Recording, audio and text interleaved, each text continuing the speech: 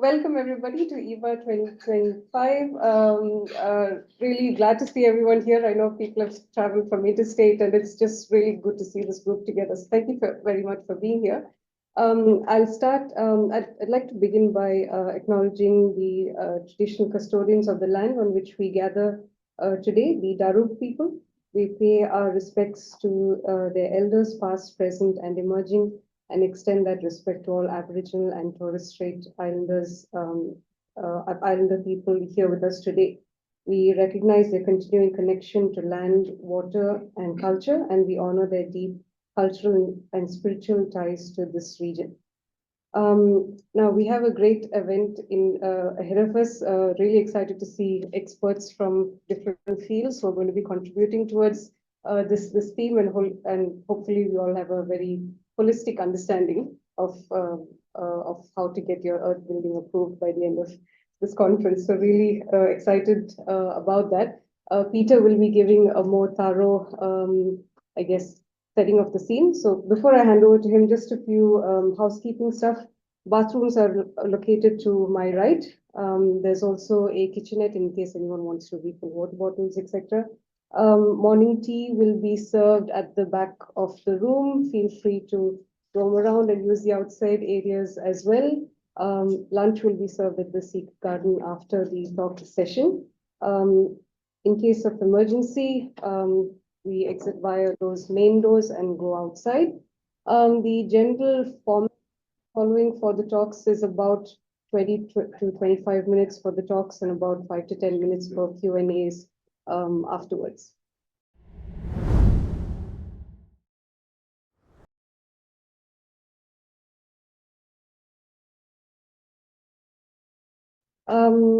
So Peter, for those who don't know Peter, I'll just give a quick introduction. Peter Hickson, he's a founding member of EBAA and has been actively involved with EBAA for about 10 years. He's also the director of Earth Solutions and has been promoting, researching, and building and educating on Earth for over 40 years now. He's also actively engaged with liaising with NATAS and the NCC and other regulatory bodies in promoting Earth materials to be included for fairer assessment and alternative pathways for natural building. So over to you, Peter. Thanks, Susan. So first of all, welcome to all of you for attending our annual 2025 conference, whether it's your first one or your 25th one. It's your interest in earth building which inspires us to share. Although the committee members are connected by teleconference, email and phone, getting together like this is pretty special each year. It sort of revives us and excites us. So we share and build knowledge that benefits us all by getting together. I've taken away so much from these conferences myself. You come here, you pick up just a bit of advice, a tool that works well. It's enormously useful and makes a conference worthwhile, sharing what you know.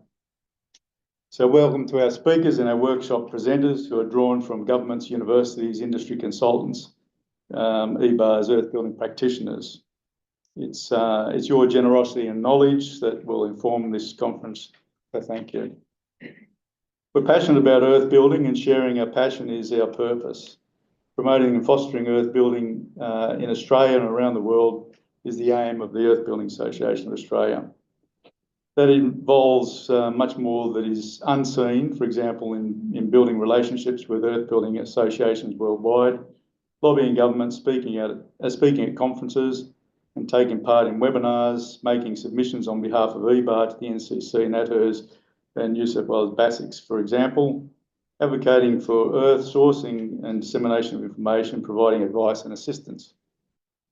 It really is a full-time job rather than a part-time one provided by volunteers. So I'd like to add that EBAA is here for anyone interested in earth building, not just members. We welcome them naturally. We help anyone from students, owner builders, tradesmen, architects, engineers, academics and government agencies. A huge thanks to this year to the EBAA committee for the work they've done putting this conference together. Putting together the lineup of speakers and workshop presenters we have from government, agencies, industry, universities is promoting and fostering earth building in Australia and around the world. It directly addresses our aim. I'll talk about my gratitude to the committee at the AGM on Sunday. Now for the big questions. Is it possible to build an earth building in Australia in 2025?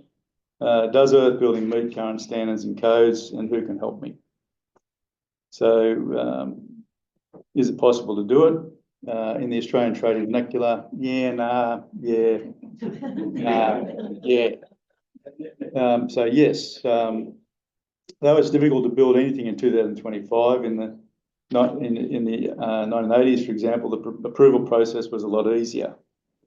Some rural councils asked you to mark an X on a map of the Shire where you intended to build.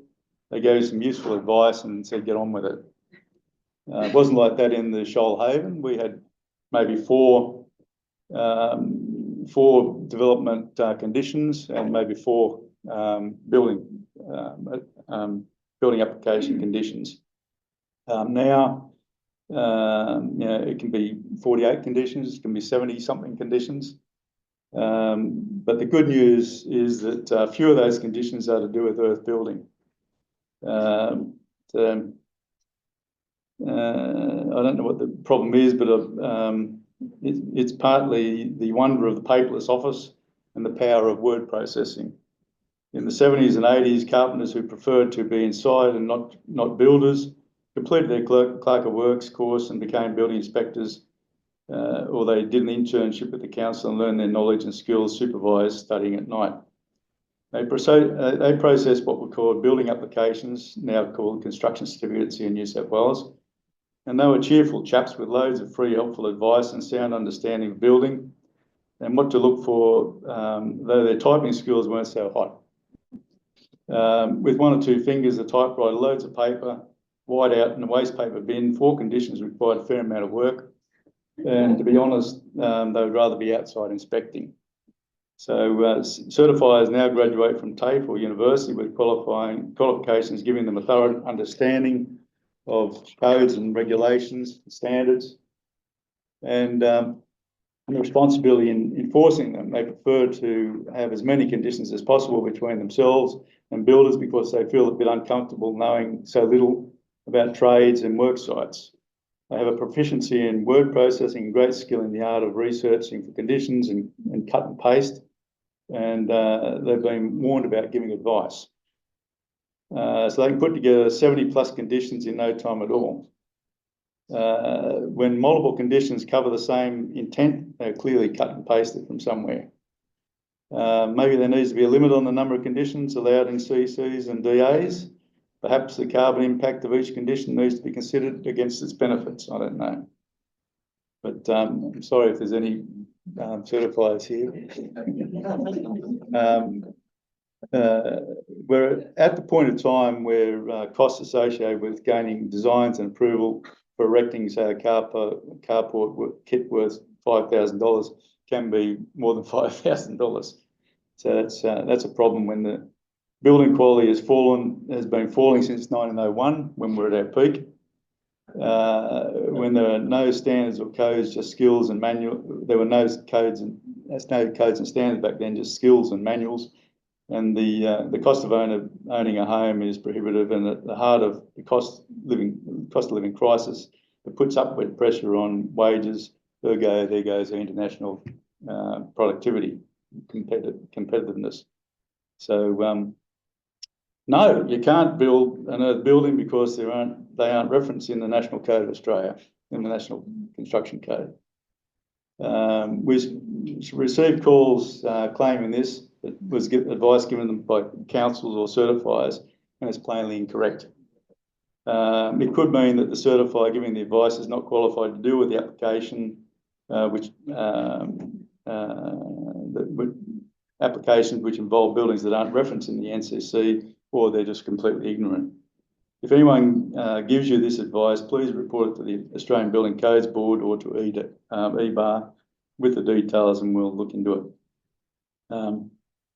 And use a certifier, whether private or working for a council, who is qualified and legally able to certify buildings not referenced in the NCC. Is better if experienced, or at least open to learn and ask questions, or work with EBAA or others experienced with earth buildings and processing earth building applications. This goes for employing all practitioners and consultants from architects, engineers, builders, and subcontractors.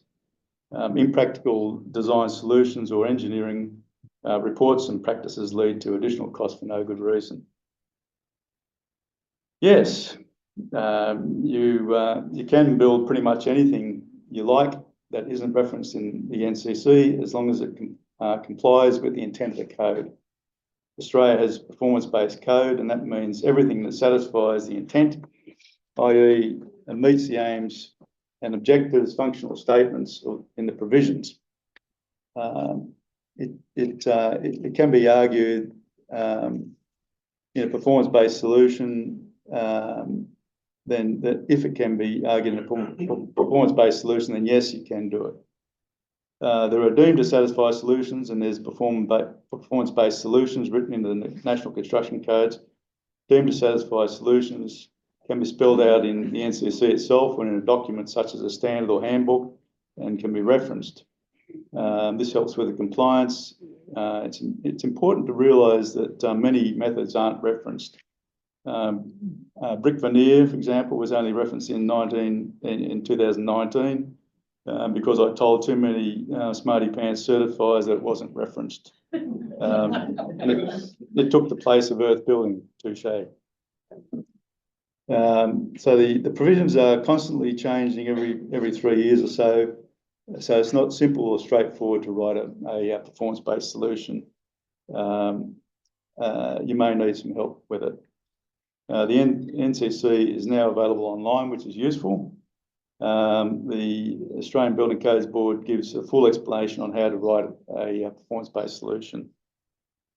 So no, you can't, because there are no earth building standard or handbook. Wrong. There is HB 195, the Earth Building Handbook, produced by Standards Building.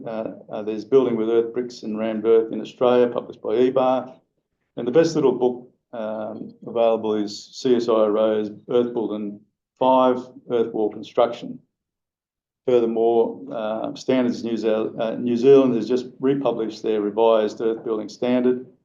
These are now freely available online, although they're heavily weighted towards earthquakes, which can be a bit of a problem. It's good reasons for earthquake design in New Zealand, but not so much here.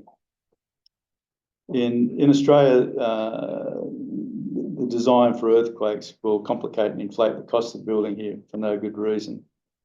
There is worthwhile data contained in these documents, though.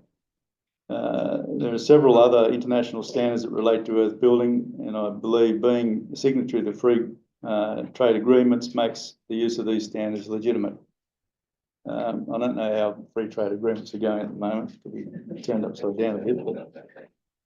So EBAA wishes to add more useful information to our book and also provide a description of worked up performance-based solutions to it. So the definitive answer is yes. You can gain approval to build an earth building, and it's happening every day. Getting through the process is the bread and butter of architects and other consultants, though that is costly. There just needs to be a simpler process, so it's more affordable to those on limited budgets, and so that earth building is as competitive as possible to mainstream construction. The very good thing about earth building is that it's ancient and still incredibly relevant. When you consider what needs to be achieved for compliance with the current NCC and with the direction of the NCC, then earth building is a leader now, and that lead will continue with the introduction of forecast legislation. So I'll point out the strong attributes and characteristics when writing a performance-based solution to build confidence in the eyes of certifiers. And this needs to be the direction of the EBAA book. So let's look at compliance in various areas and attributes and qualities of earth building in that context. So in energy efficiency, all passive low energy earth architecture should be designed appropriate to climate, to respond to climate, to capture, store and release naturally occurring conditions in order to minimise or negate the need for heating or cooling or both. Even so, they may fail to rate well in NatEarth. In my talk tomorrow, I'll sort of talk about that problem.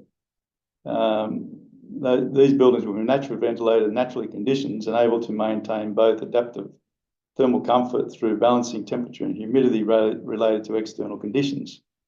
They will maintain excellent indoor air quality and energy efficiency simultaneously through the use of thermal mass and ventilation control. Modelling in NatEarth may show that they are able to provide adaptive thermal comfort, passive survivability, and with substitution of future climate files, climate change resilience. We may be able to show how this type of building aids in the transition to renewable energy through the use of fabric energy storage, negating peak load demand or shifting demand. So NatEarth currently models for compliance and regulation mode, which is really designed to assess mass-marketed lightweight air-conditioned buildings, much the same as assessing the energy efficiency performance of a motorboat. We successfully argued that you can use the same tools to model a motorboat and a sailing boat, though different metrics need to be used to assess performance. So we need tools that determine how well we sail our type of home. In 2019, NatEarth gave EBAA an assurance that it was looking into the design of an alternative pathway for all passive low energy architecture. And this work is still underway. In the meantime, we've added low density earth values to the NatEarth material library. They can be used to optimise characteristics and therefore improve performance for climate. So lighter density materials and thicker walls in colder climates, for example. I'm not going to talk about commercial buildings because I'm not that experienced in that area. So section J. So NatEarth's rating is a performance-based solution in itself for thermal comfort in homes. In New South Wales, BASIX, there's also the DIY thermal comfort tool that offers an alternative pathway to NatEarth. BASIX DIY tool had an appreciation for earth buildings that was agreed by the BASIX team in 2006. However, the revamp has dropped this appreciation, it seems. It's a bit harder to use it now. However good a design may be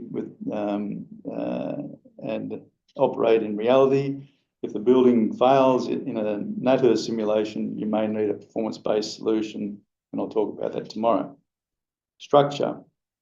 Earth building has been successfully around for 11,000 years. In Australia, it has been used by First Nations people and by settlers from the First Fleet until today. Some of the oldest buildings in the country are earth buildings, mainly Coleman, Wattle and Dore.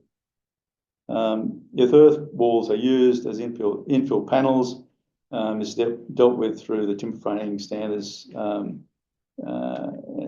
connection and reinforcement may be still important.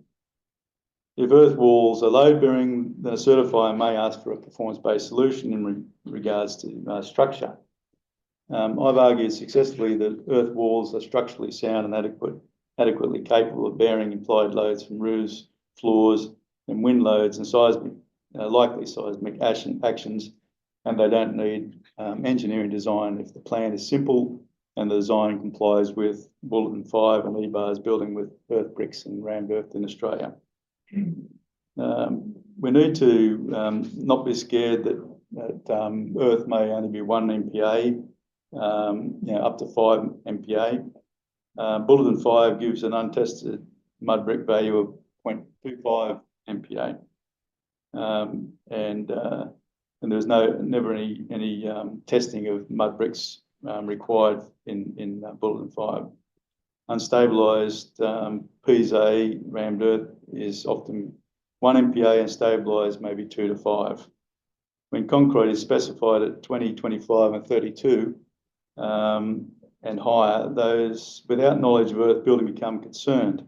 So what does 1 MPa mean in practical terms? What it means is that a 300 thick wall with a length of 1 metre can carry 30 tonnes. That's what it means. So 30 tonnes is way more than the roof of an entire house. So mud brick can clearly carry a load-bearing load, the weight of roofs and so forth. So what you've got to remember is that in earth building, the wall is generally single skin and the entire wall is taking the load. When you have full brick, then it's generally a cavity because the outside cavity leaks and water has to be shed away in the cavity flashings and step down and so forth. But it means that the internal 110 is taking all the load. So you've got 110 taking the load. Where in the earth building, it might be 250, 300 or more taking the full load. So these are the sort of differences that make earth build with lower strength take big loads. Okay, so you can usually exceed what you need to do by a great amount. So successful earth construction all comes down to design and detailing, how continuous and point loads are dealt with.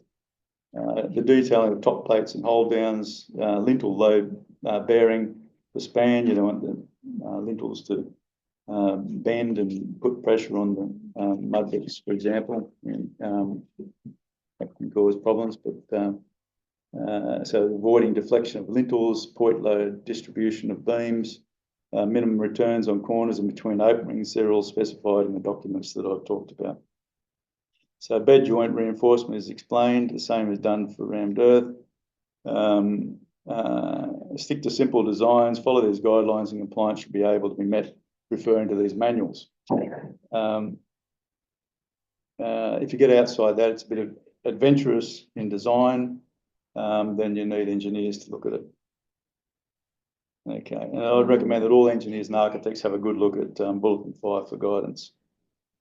Earthquake and cyclone, whilst we are on structure, earth buildings can comply with both earthquakes and cyclones. Earth buildings have survived Cat 5 cyclones in Australia. They can be built to survive serious seismic actions in New Zealand, and I have designed, built and tested bamboo reinforced cob buildings at UTS that withstood the equivalent of 8.5 Richter earthquake multiple times. So it isn't the material that fails in earthquakes, it's how the building is designed and constructed. In Australia, wind actions are generally greater concern than earthquake actions.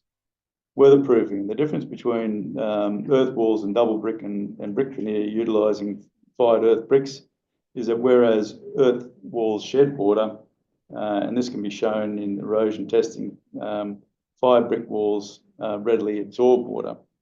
And this can be shown if you dunk a fired brick in water. This characteristic changes design and construction and detailing and structure that I discussed earlier. There is no need for cavity ties, cavity flashing, step down in the footing or slab for the external skin to sit in. And there's no need for weep holes. So simple finishing and detailing of the walls themselves, detailing around windows and doors and potentially renders, coatings and eaves or verandas to keep the water off the walls can be used to make earth building meet compliance in regards waterproofing.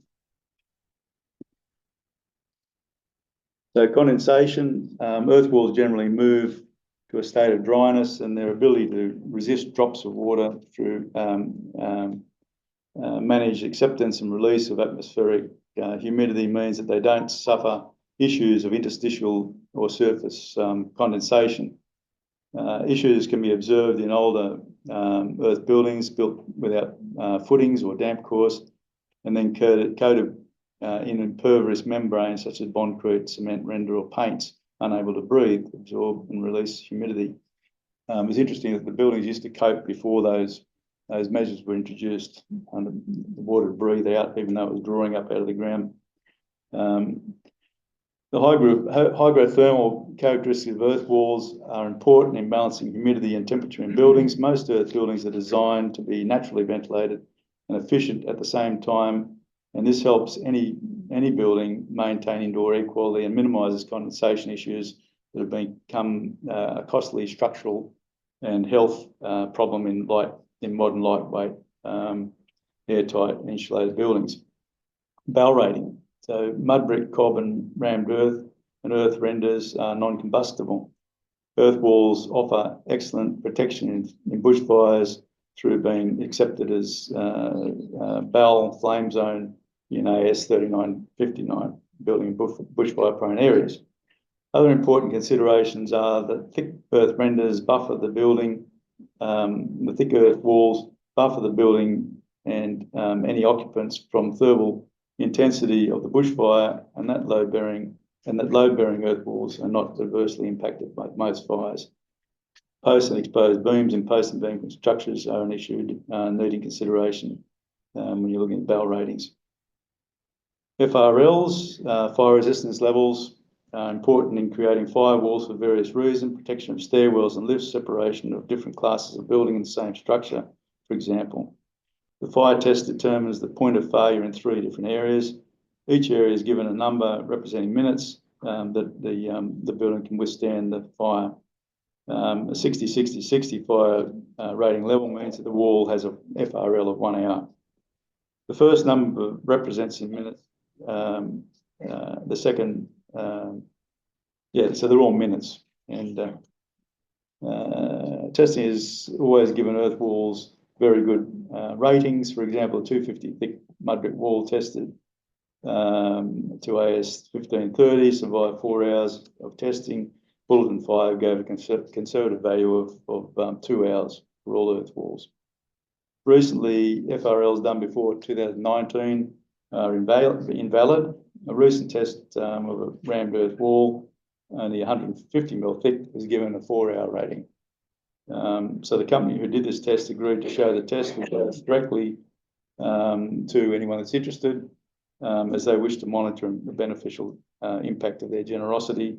So if you want to contact EBAA for the details, we'll be able to get you a FRL of rammed earth, a recent one. Sound transmission is best controlled with dense, thick walls. The thicker and heavier, the better. Typical bulk insulation is not the best solution. Earth walls are perfect for separation walls in units, for example, where fire and sound separation are important considerations. Bulletin 5 gives the airborne sound transmission of 250 wall as 50 decibels. If you look at Engineering Toolbox online, it'll take you through a way of determining a value based on the density and thickness of the wall. Embodied energy, determining embodied energy of building materials are complex, and there are many layers to it: quarry to gate, quarry to factory gate, gate to wholesaler or retailer gate, retailer to building site. The inputs at each stage are like calculating GST inputs, and the energy and transportation are a huge part of the equation. This is only the first stage of embodied energy. You've got maintenance and you've got operational energy. It's a fairly complex thing. The embodied energy figures for earth walls are amongst the lowest of any materials throughout the entire journey of a building's life. Using material from your site and using it as little changed as possible, as simply as possible, and returning it to the site as far into the future as possible will produce the lowest embodied energy. New South Wales BASIX has introduced considerations of the first stage of embodied energy into the BASIX tool. The figures were supplied by EPIC database, and we've questioned the values and we'll be chasing it up after the conference. The figures given are clearly very different from anything we've produced or found worldwide. We're struggling to accept that per kilogram a mud brick can consume as much energy to produce as a clay fired brick, and slightly more than a stabilised rammed earth wall. We've worked up figures that we have produced from industry audits and passed on to EPIC database for their consideration. Our figures are a fraction of what EPIC has produced. Life cycle design. Several years ago, EBAA engaged eTool Global to retrospectively assess the full life cycle assessments of several earth homes, many including my mud brick home produced the best figures they had assessed, including beyond zero carbon in many cases. This may be the target in 2020. My house was there in 2016. So climate change resilience. EBAA's limited modelling using NatHERS and future climate files demonstrates how earth homes improve with warming climates. NatHERS modelling suggests the opposite is true for well-sealed and well-insulated homes assessed in regulation mode. The more stars, the higher the cooling energy usage in real terms. Not predicted, but in real life situations. So passive survivability and climate change resilience are areas where the state building ministers, representatives to the Australian Building Codes Board, have directed the NCC to focus future legislation. So that's good. We've argued for years for the inclusion of thermal mass in the NCC in just definitions and recommendations, and we'll continue to do that. And it may be more useful at the moment with the way things are changing around. It could be passive survivability, climate change resilience might help us there. So disaster resilience, with the weather becoming more unpredictable and wild, it is time we started to look at buildings that can withstand floods, bushfires, fires, hailstorms, windstorms, and in some cases, in often cyclones in Australia, moving south too. Earth homes can achieve all of these things, and EBAA believes that it's about time insurance company rewarded earth homes with reduced premiums. Modern buildings and materials are too fragile to deal with disasters. It's shown in floods, it's shown in hailstorms, it's shown lots of time. Circular economy, that's a new buzzword, it describes exactly what earth building is about. The soil is wet, turned into a whole, complete, uncomplicated wall. It survives as long as you like, and on demolition, it's returned to the building as a building component that can be reused, or it can be returned to the ground where it came from, and you can plant vegetables in it. So it's not toxic waste; it's a circular economy. Finally, who can help? The answer is EBAA. EBAA has expertise, knowledge, practitioners, publications to guide you. We're always available. And we'll continue to lobby for earth building. We'll continue to foster and promote earth building in Australia and worldwide. What we may lack in numbers, we make up for in enthusiasm, in broad worldwide reach and in relevance, and probably vision of where the building code needs to go, vision of what we need to do in the future for sustainable building.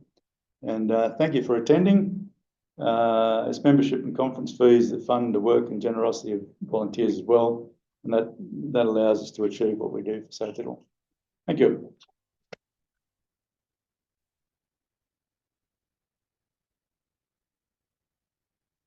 I don't think there's any questions. There's no questions on this one.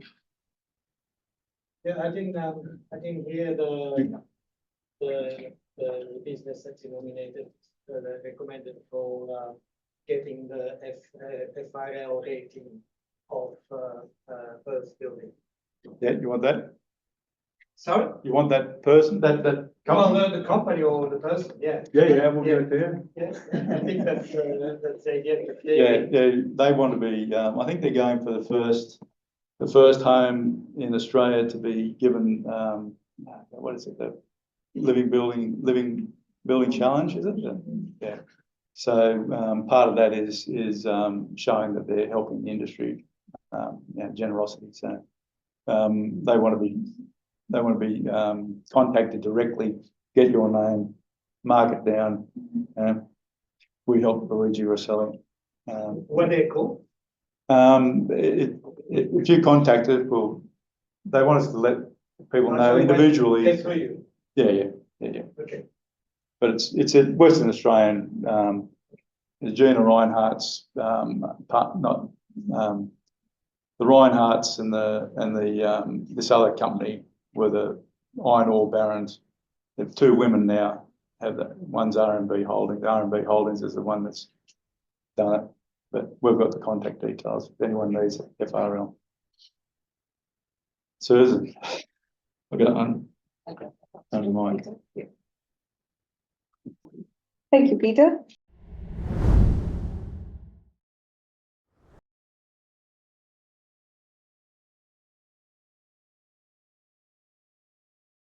We have Luigi Rosselli speaking to us next. Luigi is an architect and he has a practice based here in Sydney. I don't think, I think it's a very familiar name to all the architects in the room. He's well known in the architectural industry for his humanist approach to design, his trademark of bold and free-flowing forms, and beautiful use of natural materials. His firm has won multiple awards, both at a national and international level. I think one worth mentioning in particular is the Great Wall of Western Australia. It is an ambitious rammed earth project in the Pilbara region that won the UNESCO endorsed Terra Awards in the collective housing category. So we're very happy to have you with us today, Luigi.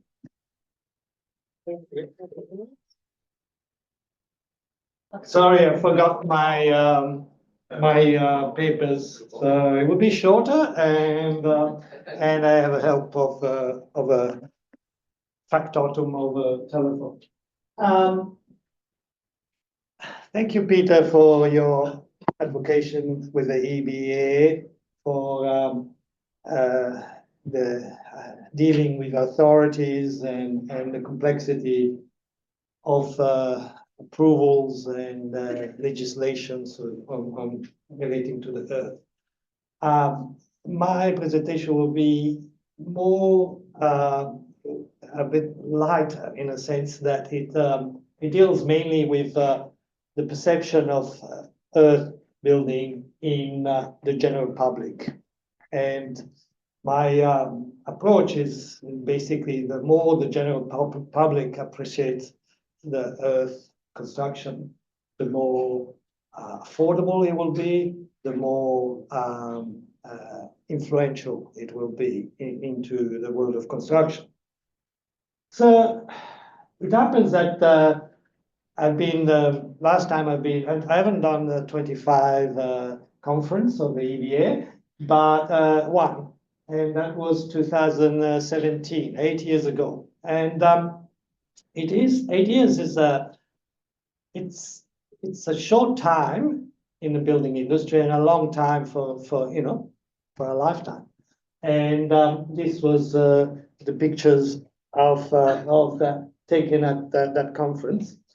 And that conference I presented this very old project that was the wall, the long wall of WA, the Great Wall of WA, and there you see the photo that I presented there at the time. Lots of sand, and this is today. Obviously, it's part of a landscape, and things have moved forward. What has moved forward into the industry? I think the important step forward is that part of a difficulty of building it with earth was a lack of contractors available. In Sydney, we hardly had a couple, and then there was China Wall, which they went broke, alcoholic and retired, and there was people from Byron Bay, and that you call them and say, yeah, I think I can do that, and then you never see them. And so there was, lucky there was Albury Wodonga, which had a good kind of a crop of them, but it was a long way. So I think now the contribution of a larger industry that can build with know-how. I mean, Earth is not that. It's not somebody that can do quite easily. You need to know where to get the clay, what is a good mix, etc. It's like cooking a pavlova. It's not easy, and So you need that, and it's very labor intensive. That's also part of the problem, and I think part of the future is to find a better way to produce the result. Now, I must also say that my experience is mainly in rammed earth walls and not with earth bricks. Again, because the industry is in an urban situation is more easy to deal with the walls. So the other aspect was the approval process, and I think we're going to discuss that later on today.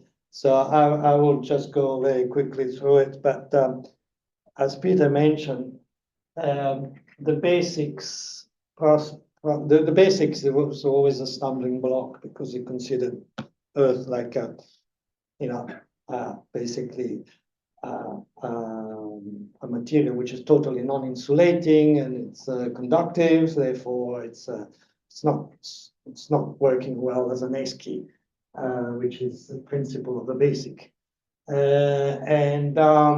So fortunately, we have heard that BASIX has accepted the value of embodied energy, and currently they give you, if you build a building with 50% of a structure in rammed earth, you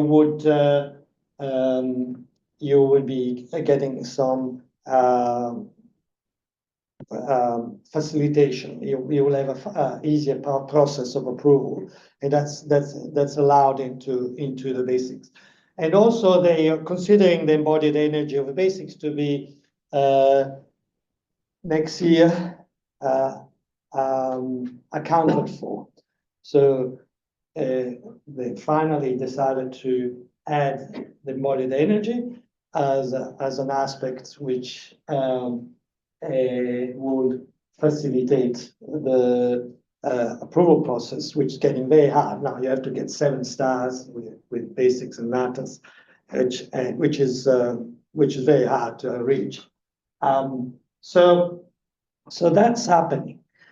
But I think what is more important is a different approach of the public. So that's another good news.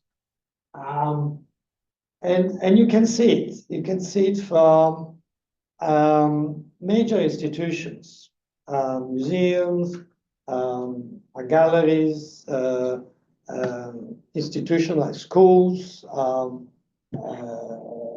They start to consider rammed earth as a construction.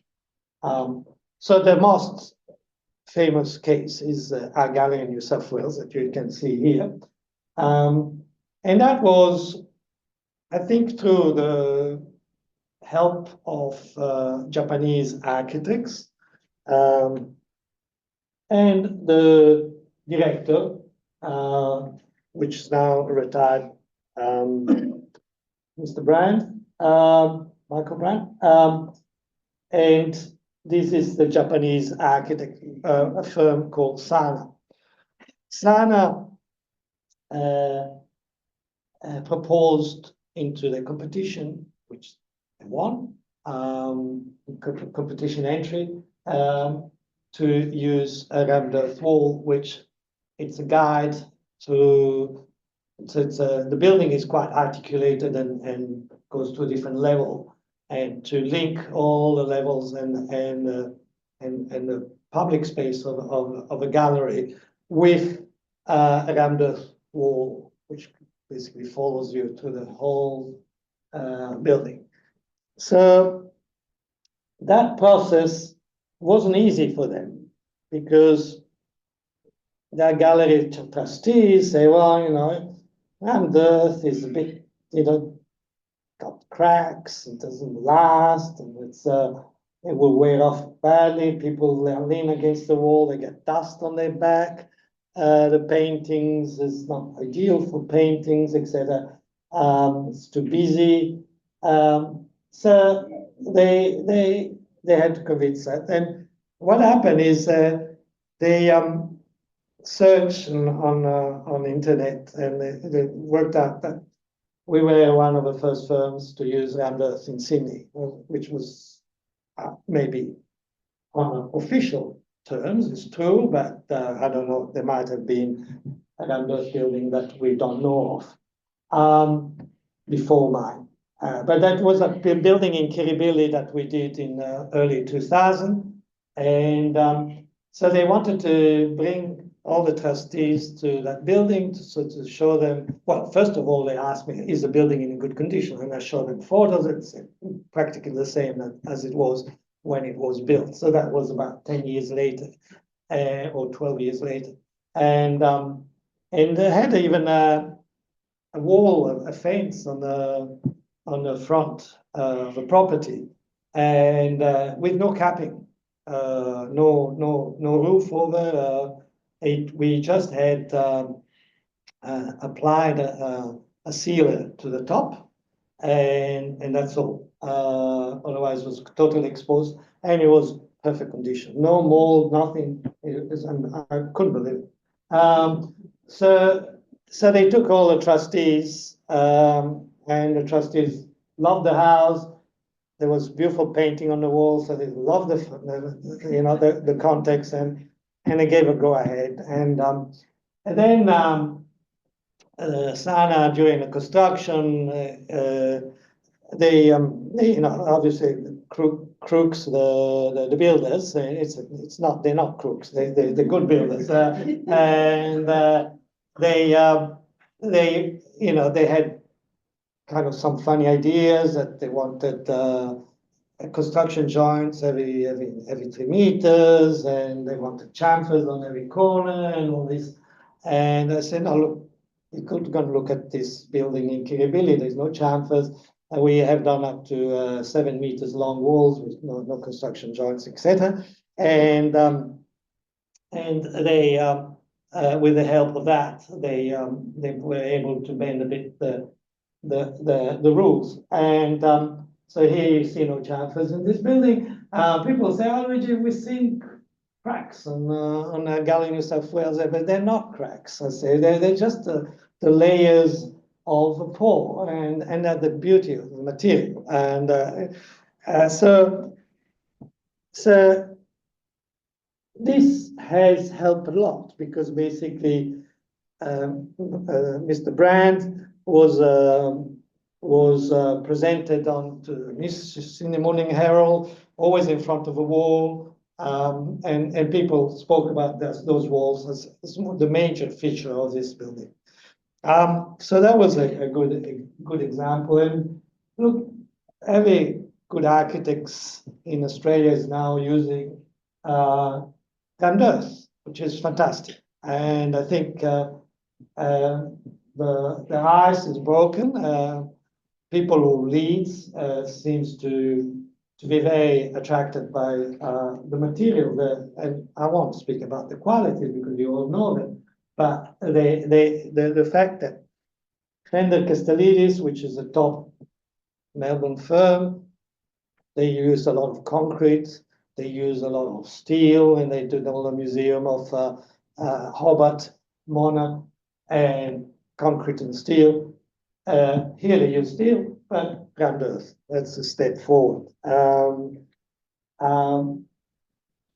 And particularly, we come from a period where the last 10 years, concrete in architecture was a god. Okay, and without, and then the hypocrisy of architects, because then they say, oh no, we're green architects because of solar panels, but they use the most carbon consuming and devouring material, and they find it's beautiful. Okay, so that's another top Melbourne firm, John Wardle, is beautiful designer and has done some wonderful projects. Is my same generation. He's doing much larger projects, has chosen that.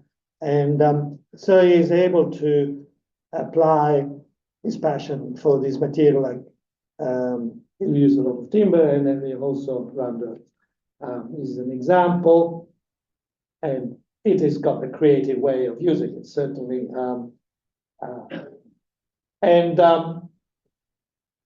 Residential architect for the north of Rosselli, they apply that to more run-of-the-mill houses, and this one too is a brewery. So again, it's something where people goes often, you know. But you know, I wish there wasn't all these construction jobs. A museum, another museum. So it's really bringing the high level, which then inspire people use this building as because a public building, to use them into a smaller scale into the residential sector, and that's a fantastic thing. So the effort has to be now. There is an interest, and I'll also speak about my clients, how they do have increasing interest in the material, which then means that the industry has to adapt itself a little bit, and not only the industry, but also the authority and recognize that the material is existing. I must say that I'm pretty happy that the NCC doesn't have a section about the round earth, because as soon as they start to legislate, like the Australian standards, they legislate for the lowest common denominator. You know, they say, well, you're gonna build it poorly, so therefore you have to have a joint every 3 meters. Okay, and then if it's written in NCC, I have to do it. Okay, while if the NCC doesn't speak about it, you've got a little bit more flexibility. Woodmarsh, where Woodmarsh has got taken an approach to say, yeah, round earth, okay, it's good, but maybe the client wanted a low and more carbon building, and he said, but we're going to make it look like concrete. It's a bit like in New York. You have all these Soho and Greenwich Village, and where you have lofts, and the lofts, they were all completely steel structure, steel columns, steel cladding. But because it was the 19th century, they embossed with the it was steel plates. They made it look like stone. So they had the diamond-shaped stones or rugged stone and so on, with the stone joints and everything. And all these facades, they look like stone, but they are steel. And that's what happened a bit in this case. But I don't think it will last. I mean, this is an error, because I think the warmth of a material is an asset. And to make it look like concrete, which is a material that people find it very cold, and it's not a clever thing. So what has been our role? Okay, so in these last 8 years, we have really tried to push really hard onto our clients to educate them, and we have the luxury of having the top clients you can get. I mean, the top clients, the clients which have got respect, because we had already 30 years of experience and for our work, and at the same time, so the confidence that they work with architect, and then we're going to let them do what they want, and they are also they are so they've got confidence in the architect, and they have got deep pocket. So it happens. I mean, it's still an expensive material, right? So the cost has not gone down in the last 8 years. But if all the materials have gone up, so in respect to all the materials, it starts to be closer and competitive. But it's still a material which we say to the client is the same cost than using a sandstone wall, basically. So you need to have somebody who's got a little bit of extra flexibility with the material. So this was they're in chronological order. So this was a project which we're working on 8 years ago, but it wasn't photographed yet when we did the last presentation. This is called Earth, Wind and Fire, or we also call the village house because it's got so many buildings. And it's a house, and we used sparingly because there was heritage issues. So there was a heritage house of late Victorian age, and but this on this case was a garage, new structures all around it, so in the very large block, and we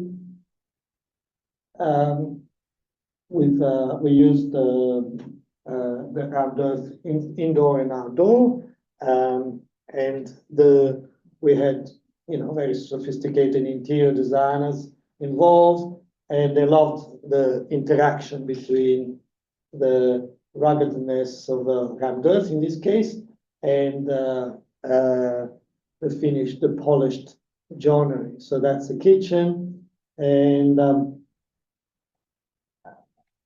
that's the dining and living area with a double height space, and so we maintain that earthy coarseness of a material. That's an aspect that we developed a little bit further in following projects, where being in an urban situation, the client said, "Look, this is nice, but we want something a little bit more polished." So these first projects, they still got a little bit that earthy feeling. And so this is another project in Bronte. So you got the surf just down 100 meters away.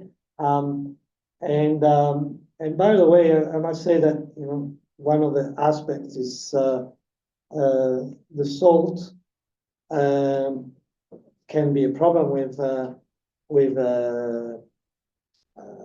bricks, can be a problem with concrete cancer, etc.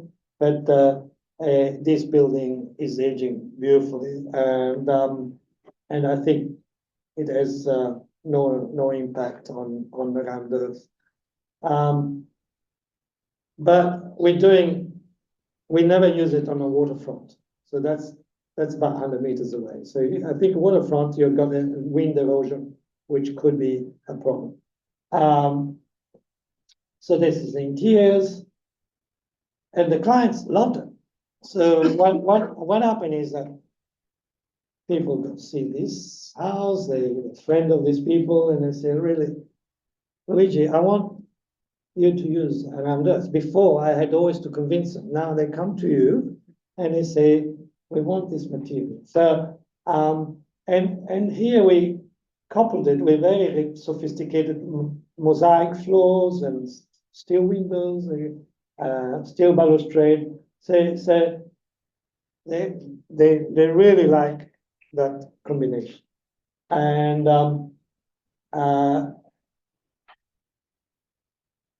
this is another project in Mossman, which is a very difficult suburb to work on because they're so conservative that you'll just freeze your guts.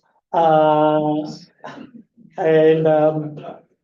it just, but this was a banker, he was head of a big bank, okay, retiring. So, just, when you retire, you don't want to change. No, he thought, what a great idea. And so we use this material, particularly on street side, which needed to be quite private. And but unfortunately, on the other side, there was a lot of views, which is a big problem for architects because you end up with glass anyway. So you will see only the street views. You can go look on our website. You'll see the water side. It's quite different, and but that's the best bit of the house. The water side could have done better. And here we have some Middle Eastern touches of these gates which closes and provides a strong privacy. So behind that curved windows, there is this bath, and the client is confident enough to take a bath there without being seen from the street. And you can see here, the material of which people love in this last decade, travertine. Travertine was used for the joinery. And that brings me a bit to the next step. So there's this, there was a long stair going down this property because it was going down 4 stories.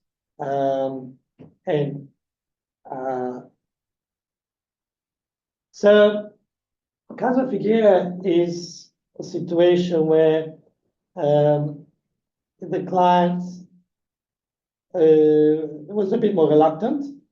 And so we say that, look, we're going to do it light, so it feels a bit like sandstone and so on. And so we got it through his reluctance.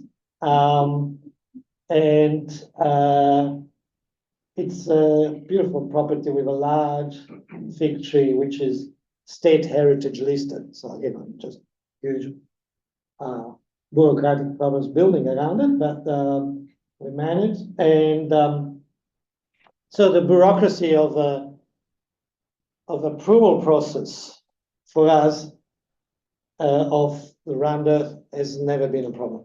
Okay, and I think because we have a good certifier. What is a good certifier? One which doesn't ask too many questions. And it's a good certifier. It doesn't say, oh, what is the structure? He wants a certificate from engineer. The certificate is a good engineer. So he gets his certificate. He knows that we never caused trouble. He never had complaints from authorities against his certifications. So with us, so we never had any queries about the material itself. Nobody complained about that, and the BASIX and NATAs. We don't put too many windows in our building, so it does help a lot. So it all depends. Like David Howard does BASIX consultant and who does in NATAs. I mean, the BASIX we're doing in-house, but NATAs you have to do it in the consultants. He was saying, you're right, Luigi, but those architects, they've got no clues. They put too many windows and they're facing all the wrong side. I said, well, very often the view is the wrong side. Yeah, but you put shutters and things like that. And I said, yeah. Okay. So this basically the timber and around it are the materials which dominant on this project. And I must say that it's a competition for renders. We're starting with CLT now, and I'm very, very, very enthusiastic about it because it's very fast. CLT is not, it's like render, it's not cheap, but it's cheaper than standard construction and brick veneer because it's faster. So we're finishing now a project, but that's a different story, in CLT, which is going to be 6 months building time. And you cannot do that with a standard brick and lay. And so no renders. Okay. And it's because it's the precision of the material, etc., which I think for the renders, it's very important that the industry start to look at having, like they do it in Spain and so on, in South America, start to work on prefabrication. So to have not bricks, but larger components, which can be assembled quite quickly. So the bricks is still kind of man-made. So the CLT, it's crane. Okay, you need a crane for 2 weeks, which is mobile crane, which is cost, which is a fraction of building cost, and then you basically the whole structure is done in 2 weeks. So I think in render should be thinking larger panels and how you can transport it and all this. It's obviously they have to standing up and not lying down like timber, and they might need a base. Can be plywood, can be timber, can be steel, and it is a anchoring and suspension points. But I think that's the future of a fast and competitive material. So that's again this Casa Figueira house.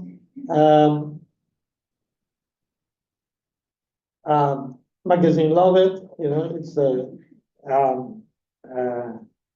again, it's part of the propaganda. You know, the campaign towards the material.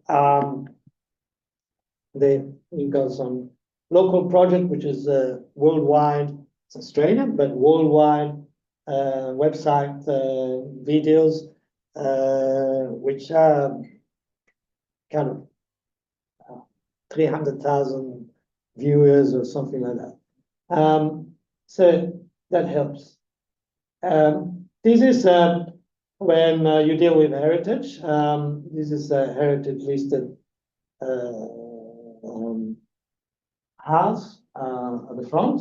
That's the back of it, and you know, we just had to deal with the heritage, and so we argued that the renders was basically the contemporary interpretation of sandstone, which the front had sandstone. So that's the front of the house. You see the sandstone walls, and it's Liberty Vernon. He's the one who did the railway station in Sydney, and the gallery in New South Wales building, and that's the beautiful, slightly, you know, the formwork of Rambert is being metal. It gives a beautiful sheen, and people love the tactile aspect. They touch the wall and they say it's so soft, and it is soft because when you touch clay, it's really good for, you know, in the Sahara Desert they use clay to, they don't have water, so they use clay to clean themselves, you know. So this is Bellevue Hill, you know, that it's the headquarters of wealth, and obviously Rambert was his, in this case, into, you know, symbol of wealth is a colonnade, you know, and so we had this column which were made by Luke of Earth Dwelling, and they and he's planning to produce them in a workshop, so sell them as a ready available product. So these columns, they've got this texture, and people say, "Oh, it looks like travertine." Oh, ding. So that will bring me to the next project, but after that, so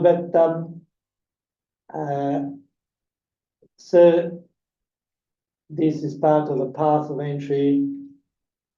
Not this project, the one after that. This is another project where Ramdos worked in conjunctly. We had to demolish an existing house, which was reluctant. So we made a deal with the client. So I'll demolish it if we can reuse all the materials. So we reuse all the bricks and sandstone base, and we use the timber of the roof framing for formwork for the concrete slab. I guess you cannot do slabs in Ramdos yet, but that's still you can do.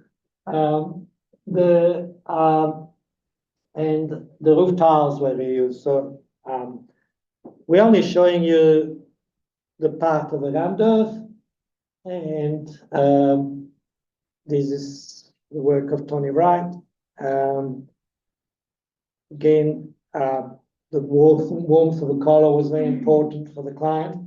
It's a quasi waterfront. It's a reserve property on the harbor, and they found this block of land while they were boating, and they love their boating life. It's all their passion. So the house has got a lot of elements of nautical architecture incorporated. The few photos on my website will show you at the back where we use all the top part is recycled bricks that we reused, and they were pre-1920s, so lime mortar, so they're easy to clean, but they still had to complain, and so we put in a specification: you have to clean the brick.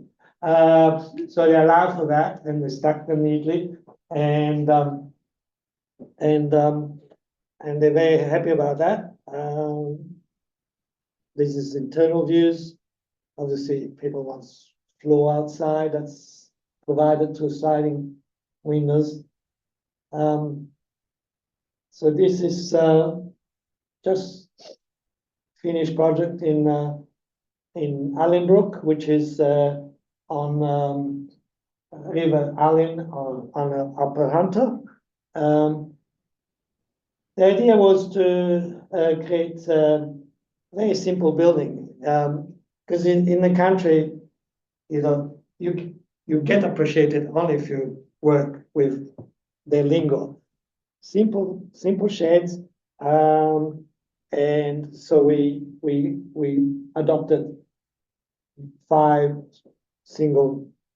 very simple shades, 6 meter span, and with trusses, cheap trusses that you get off a factory, and a couple. The living room has got recycled beams, trusses. You'll see later. So there is the river. The river can flood up to approximately, expect those tracks on the grass. That's the level it has reached in the past, and so we just a couple of meters above that, and we thought that maybe instead of using timber, Ramdos building is less likely to wash away. So also we elevated the building so that if water comes, 2 meters above the high water mark, the water can run under the building. So this is where the combination of masonry, heavy masonry, and then the trusses, which are made of timber. So therefore, the structure above is clad in FC with a render finish. So that's why we took the render to a certain datum, basically to the wall plate level. And we use Luke's columns again.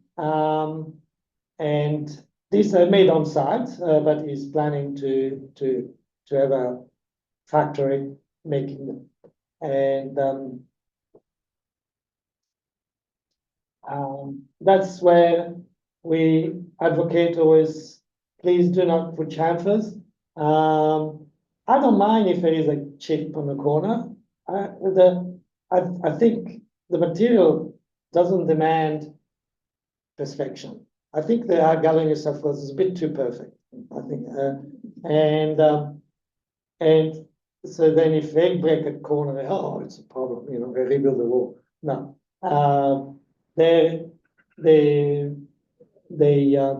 we put in our specifications for the Ramdev contractor to leave some bags of original material that in case that they disappear or you know, so sometimes they come from far away.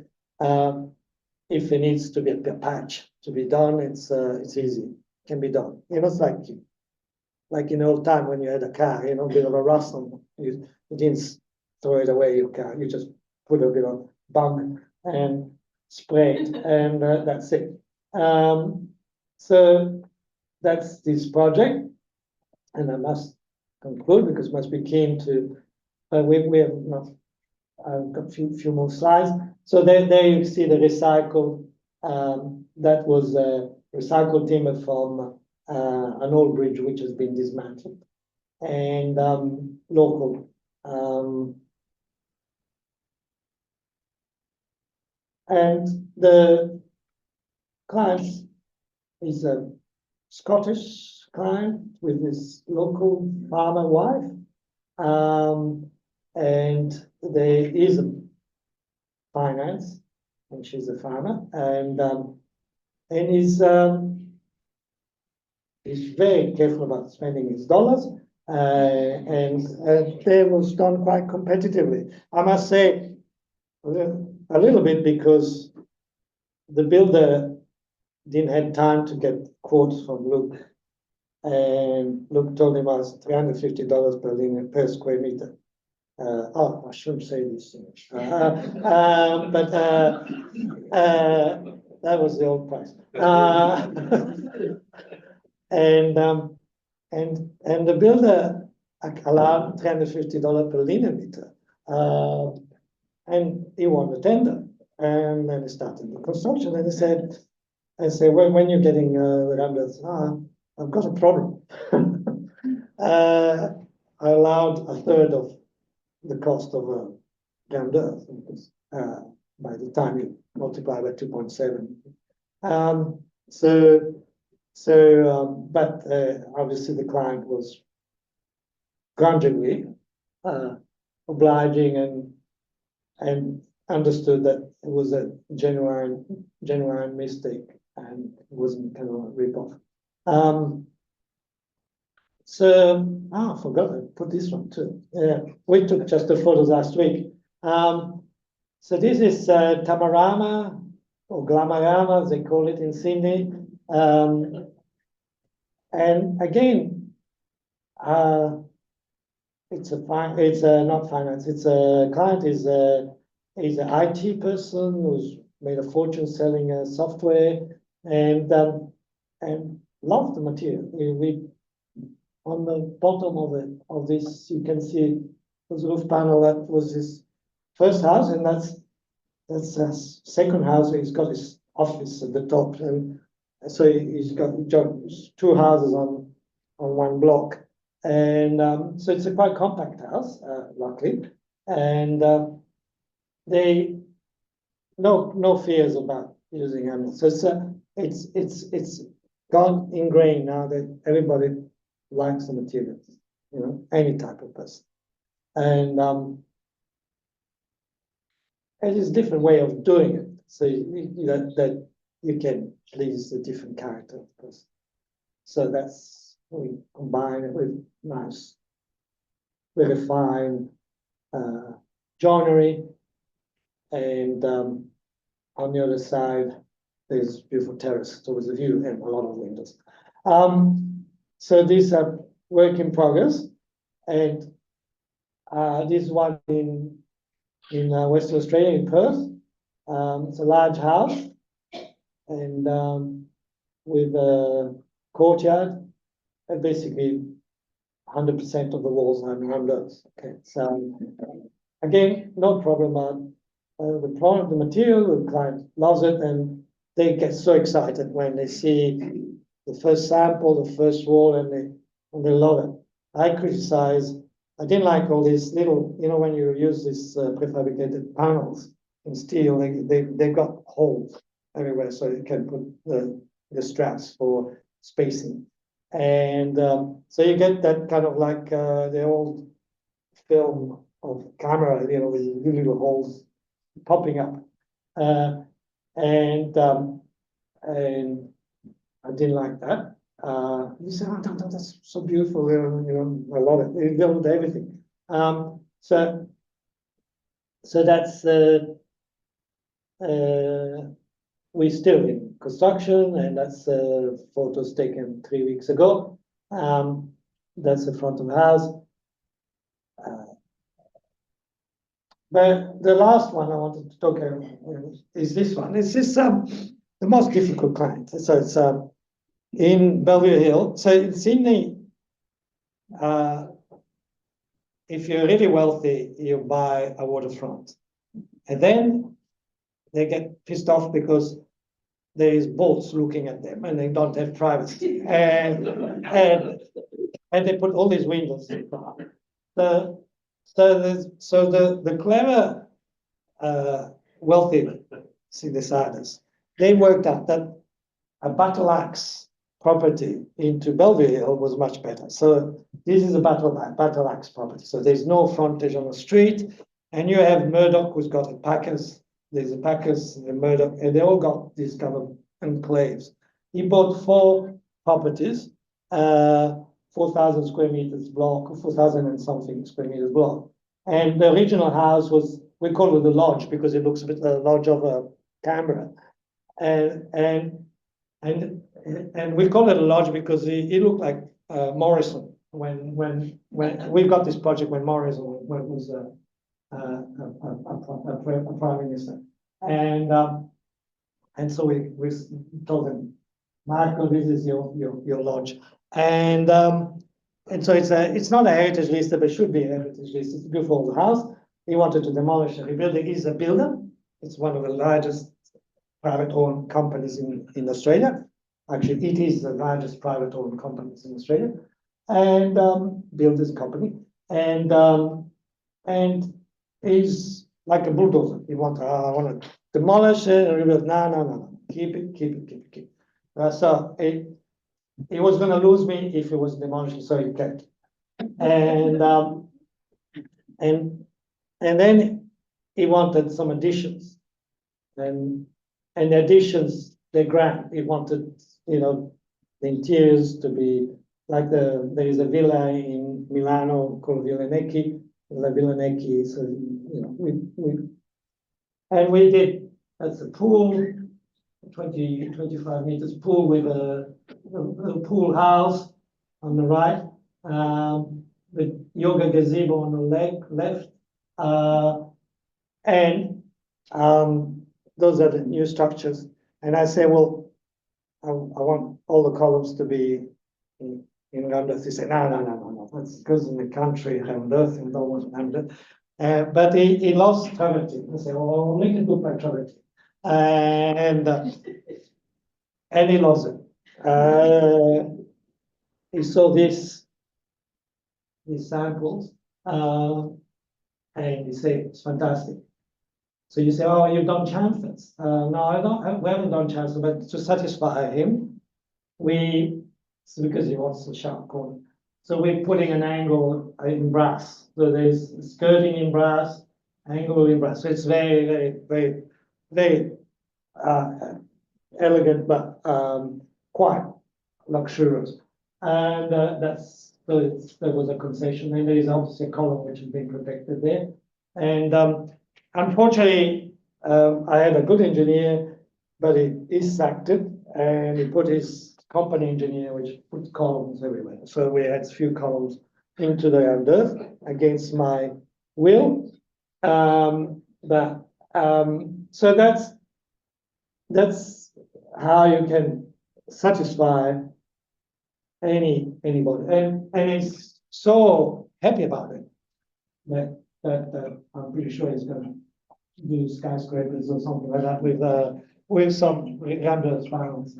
So yeah, there was a lot of discussion here again with his engineer wanted the construction joint every 3 meters, and I'm pushing. Every project we're trying to get longer spans without construction joint, because I believe that the flexibility of a material is there, and I never seen into my projects any crack in the middle of a wall, but wherever there is a construction joint, I had leaks.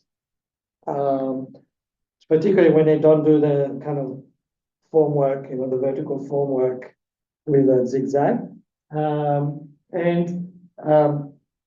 So, the least amount of construction joint, to me, the better. And you look at the Great Wall of China or, old construction.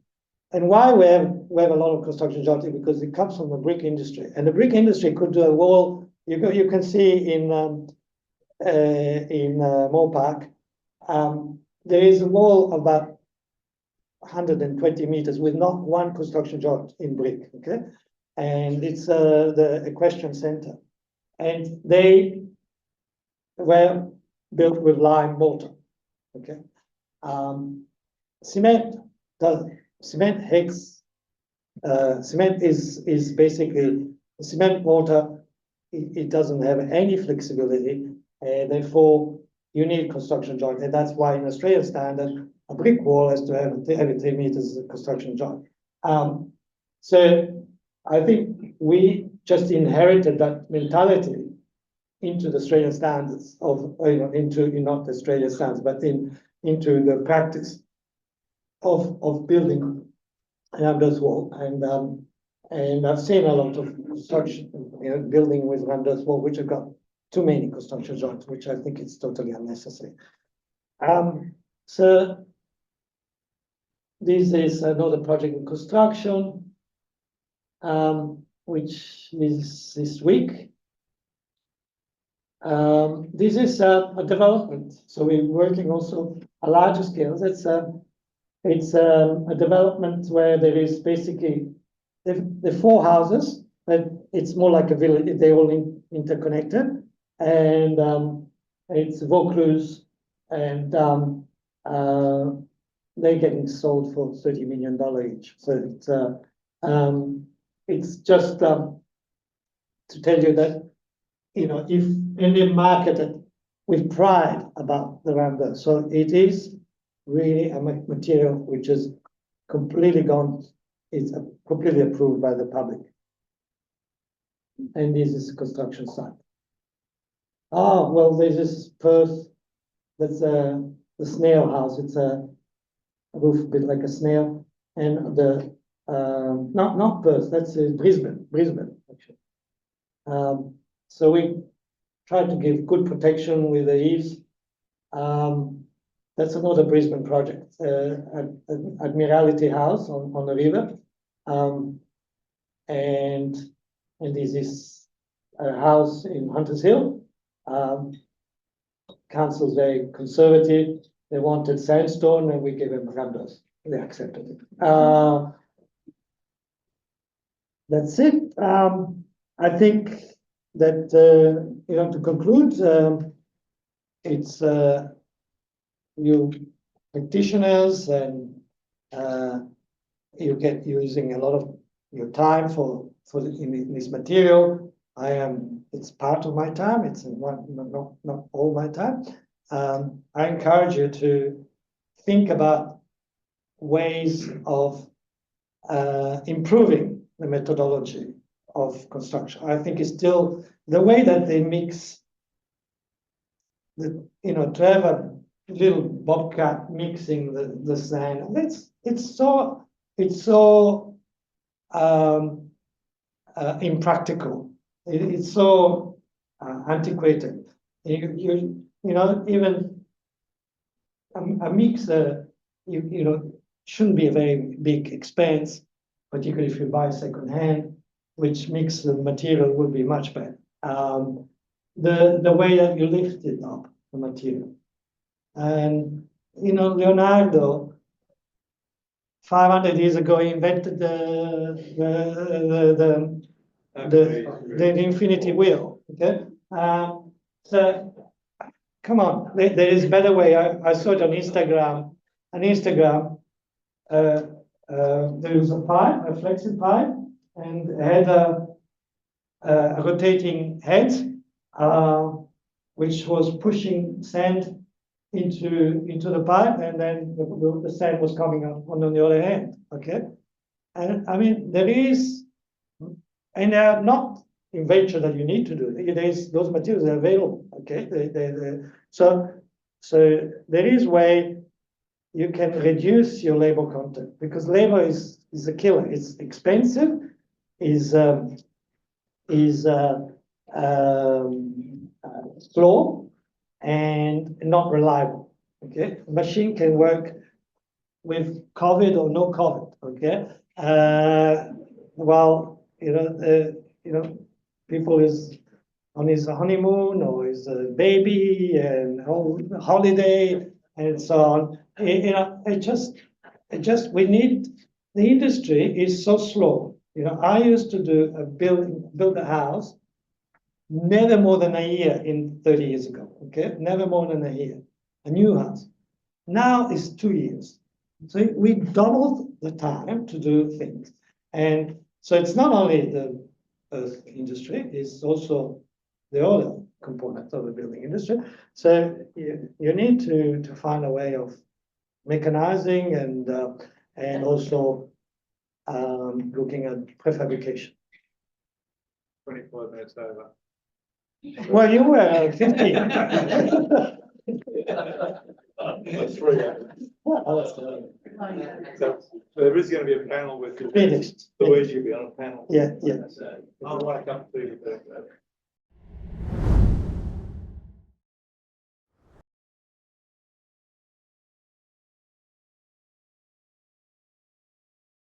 Our next talk is by Dr. Anna Schlunke and Michael Harris there from BASIX. So just to give a bit of context, BASIX is the Building Sustainability Index, and it's an NSW government initiated assessment tool that sets minimum standards for sustainability in residential development.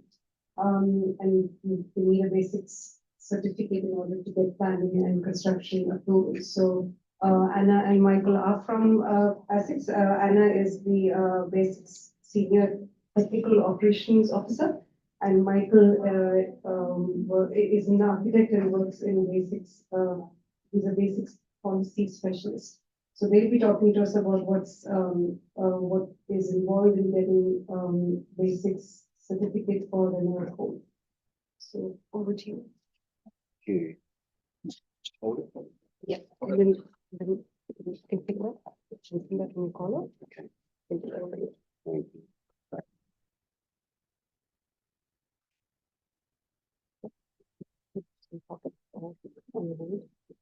Yeah. Thank you all for having us here today to talk about BASIX. It's a little bit of a hard act to follow Luigi's presentation with so much beautiful imagery and lovely projects. So it'll be a slightly different tone with a lot of screenshots of exciting BASIX pages. I'm sorry about that. First of all, we'll just acknowledge country and pay respects to elders past, present and emerging. For a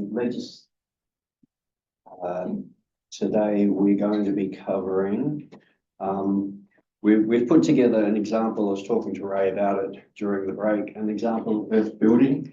I'll try and talk down into the microphone, sorry. And run it through BASIX. So the slides we're presenting are based on that example earth building home. It's a single story house, fairly simple, nothing like what we've just seen, but it will help illustrate some of the principles to help get through basics based on the new upgraded standard with all earth walls. There will be discussion around some of the images we saw where you're likely to be working on hybrid type construction with other walls that can be insulated as well, but we've just looked at a fairly simple example house, and we'll move fairly quickly through some of them, which are just navigation through the tool, and then talk a little bit more about the thermal and window side of things, like we were talking to Ray about in the break. Legislative framework, basic certificate. We've probably got a range of experiences with basics here, from very experienced who've been bored by a lot of this, and perhaps some who are just hitting it. So we tried to cover everyone.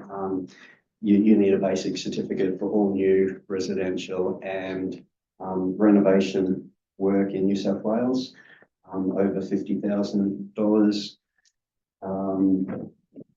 It is found on the New South Wales Planning Portal now, as I'm sure everyone has discovered. It is regulated by the EBAA, so that for any new DA and CDC, you need a certificate to be submitted with it. And it covers the sections in thermal performance, energy, operational greenhouse gases, water use, and now materials. The development application process looks like that. You prepare your plans and specifications as you normally would, go to the portal, proceed through the basics assessment process to pay for and print your certificate, and attach it to the submission documents that go to council or your certifier. The main sections, as we've touched upon, project details, including who you are, your applicant details, where it is, and the basics tool will assign it the climate zone based on the postcode that you give in the project address. Project type, whether you're, there's a variety of project types in there that you can select, and site details. The ones highlighted in blue are the ones that we'll be showing the slides of. Water details, thermal performance, energy, and then you proceed to the summary page. You can review your commitments and then pay and move forward, downloading your certificate. Okay, looking at the tool in a little more detail, the project details page. We are looking at the site details, but as we just talked about, you fill in all of the tabs at the top there, the applicant details, project address, type, and site details. You tend to move through it in a sequential way. This has been questions we've had a lot following the changeover in 23. The tool works best if you do sort of approach it in a sequential way from 1 to 4. You can move through it back and forth, but it tends to rely on the answers that you put in first in order to then ask the right questions for the next section. So it tends to work better that way.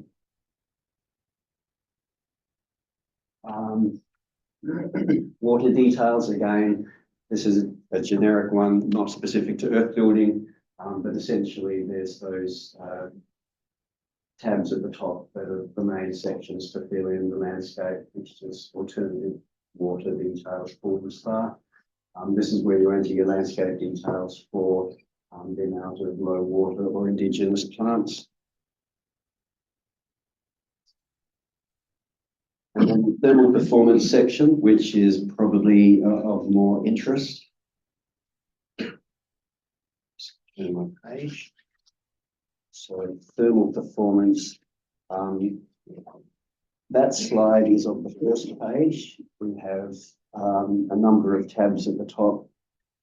You select the pathway that you want to get through thermal performance. We were just talking to Ray about his project getting through DIY for most projects. Slightly more complex projects, you can choose the simulation or NatHERS pathway. And then if you're complying with the passive house criteria, you can also choose that pathway as well. Looking in a bit more detail at thermal, then you need to fill out the construction type. So floor type, wall type, ceiling and roof. For the example we set up, on the south coast, it was a fairly straightforward plan type design. So it's just concrete slab on ground. You may have a combination of these, so you need to go through and fill out the details of each one. Wall types, this is where you would enter your mud brick or rammed earth section and choose the area. There's also some insulation questions there too, which may or may not be applicable depending on whether you've got the hybrid design with different wall types. But for this one, there was a fairly straightforward one. Ceiling types, we had a rake ceiling with straightforward pitched roof.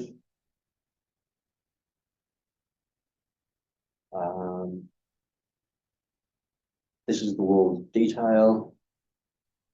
And you enter your thickness for your mud brick or rammed earth.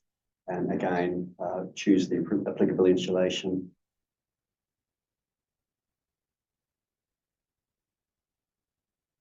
Insulation page, essentially BASIX, the tool will assign the insulation there. So it's a matter of accepting that or going back and adjusting as needed.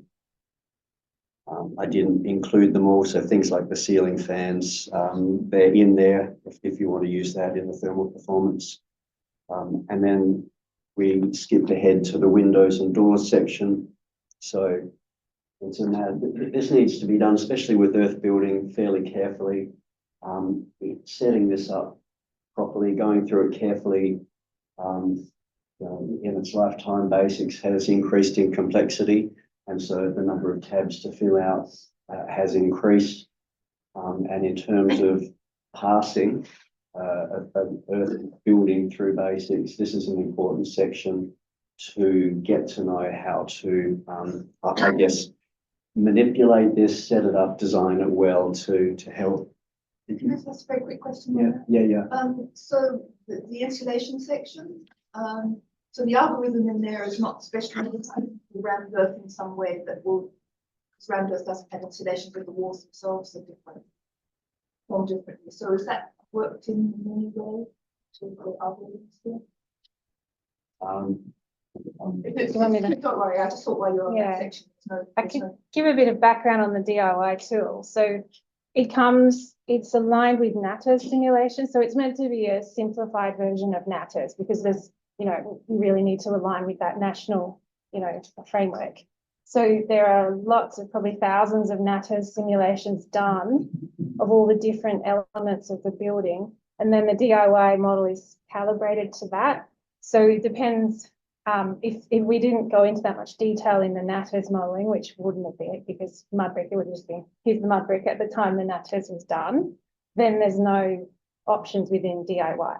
So that's where this will be interesting to get some feedback, because it's not the most common material. So we haven't had much feedback on, what the other options could be. And so we can get some clear new distinctions or categories. Could we add extra insulation in this way or not? Then there's a possibility of adding that to the DIY tool. But because it's a massive amount of work to simplify NatHERS into this, if it wasn't kind of called for or common, it wasn't done initially.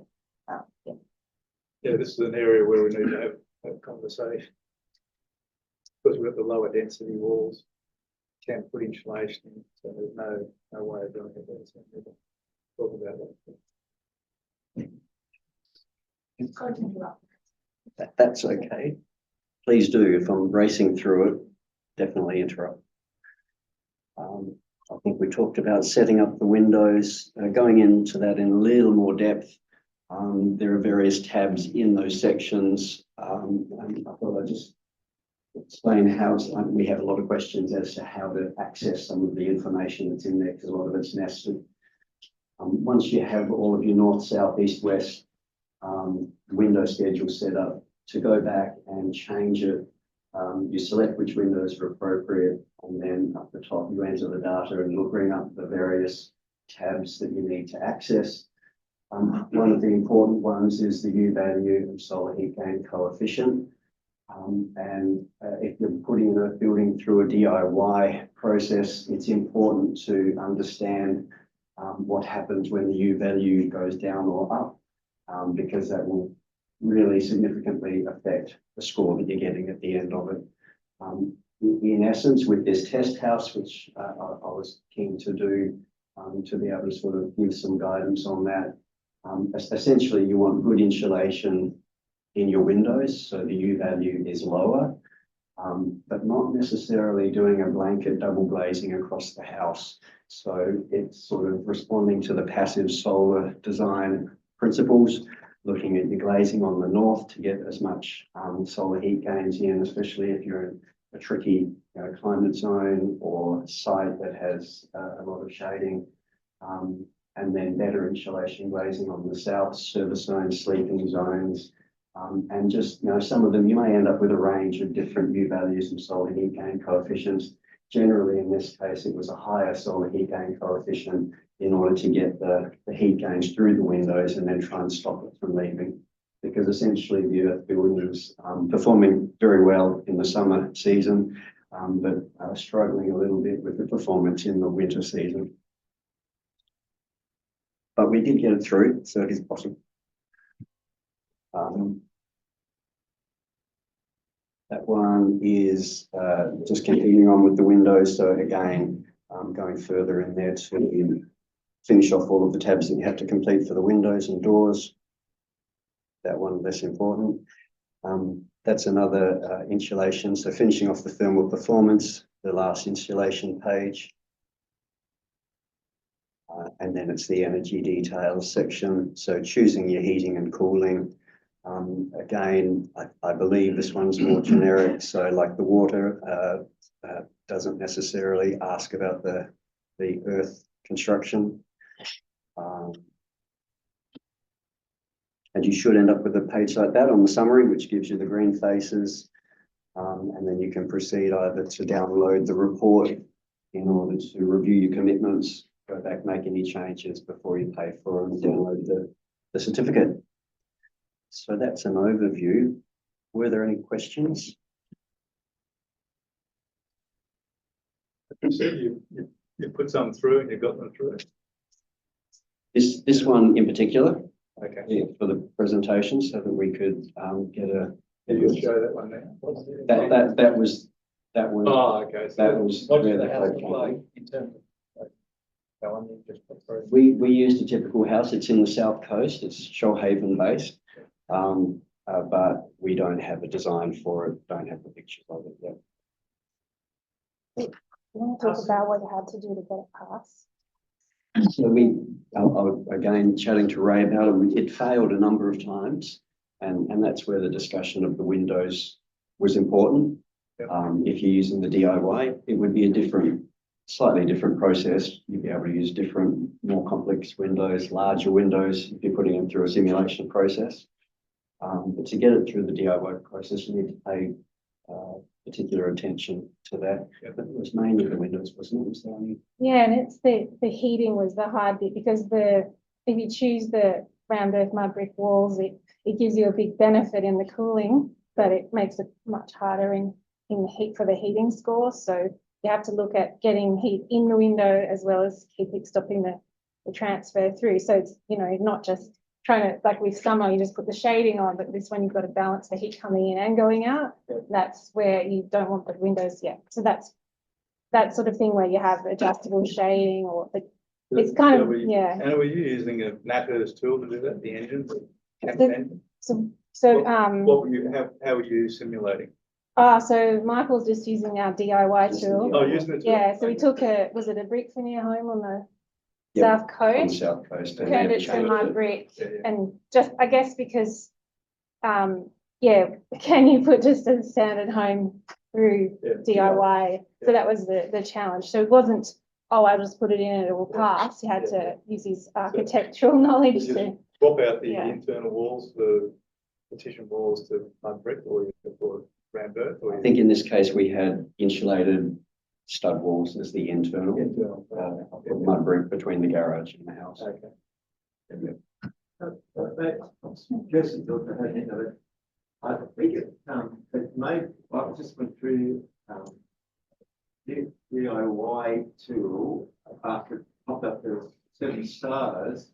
And as we talked about, I just be interested to see if there's any other designers that actually use the BASIX DIY tool with earth construction since they came in. Because my finding was the only way to get earth drilling through was to call it parts of the wall, the southern walls, double brick.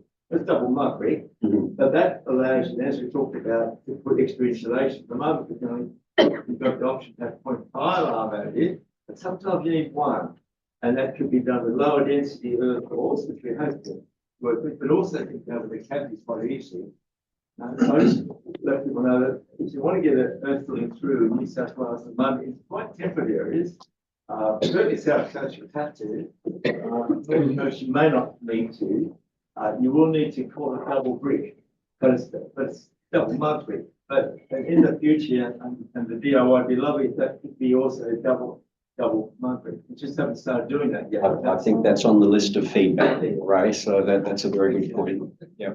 Only on the southern wall, right? Well, that only works the southern wall. You don't need it on the northern wall, but I don't know if BASIX quite discerns that a little bit at the moment. It does the windows, but not really with the walls. So the designer really has to do that to get that more effective. And you're doing that with DIY. And as your orientation gets off of true north, you might find that you need to do south and west. And again, as you get even more tricky combinations of design and orientation, you might need to move to a simulation, especially since it's moved to the 7-star stamp. So 2-part question. One is that ordinarily, once you pick your wall types, it then tells you how much insulation you need to put in. Is it correct that if you pick mud brick or random, that you assume you will not be putting any insulation in, or can it require you to put insulation in?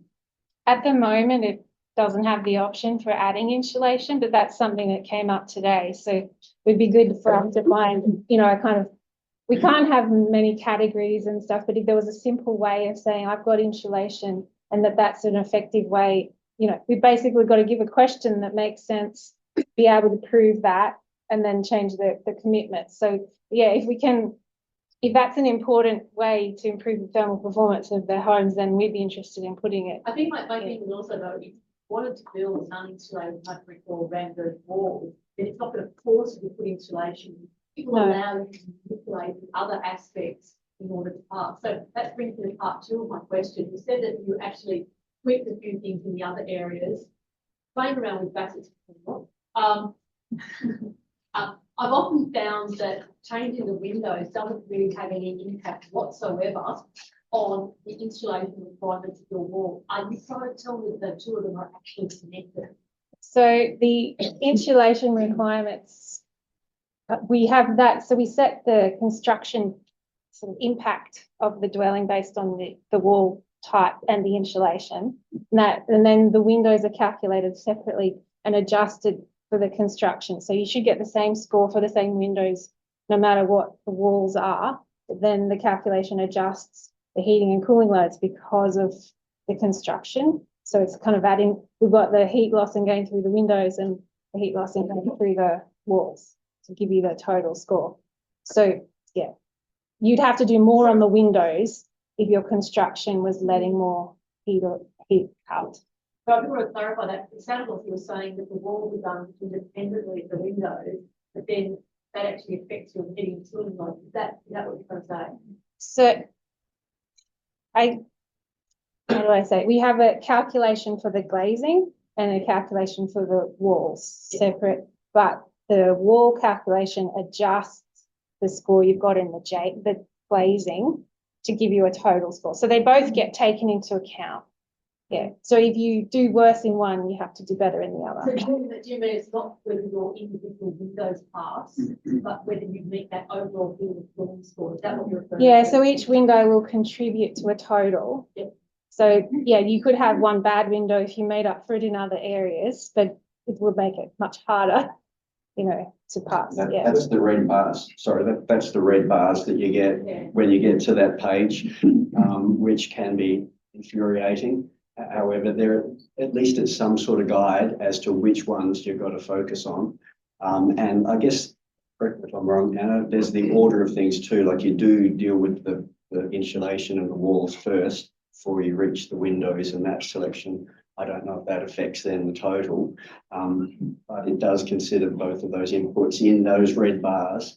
And so working on, but it's not just working on the dimensions, or also have a look at, you know, the frame color. And again, this is DIY. So trying to, if you've got a complex design, you may be, from your dead horse, you may still be better to go to the more subtle simulation process. It gives you a lot more options for how to work things together. Michael, with the bars, how much can we use it as a design tool? Is it like just three lots, or is it sort of gradual? I mean, when you're railing, you're up to one end or up the other end? It's not terribly subtle, and it's like what we were talking about with the the three passing bars at the top in your thermal. You can have two of them pass, but the total still fails. So somewhere in the algorithm it's saying you have to get to a certain level of pass before that total ticks over. And again, this is DIY, so it's a fairly simplistic measuring stick. You've got much more subtlety if you do simulation. My last comment, though, is that it would be really good if there was more guidance in relation to how, because that would really increase the complexity of windows substantially. But looking at, you know, guidance rather than just that bar, but even just an overall instruction thing about, well, in colder areas, are you better off increasing your U value, so decreasing the U value of the window, or changing your solid heat gain coefficient, those sorts of things. And this is where we can't be all things to all people. I'd recommend the Your Home website and book. It came out ages ago, but it's really good. I was looking at it this week in preparation, and it's very relevant. And so much of this goes back to first principles, good passive solar design. It's quite complex area. And with regards to the windows, the window manufacturers, what's the website, is a very good source of data as well.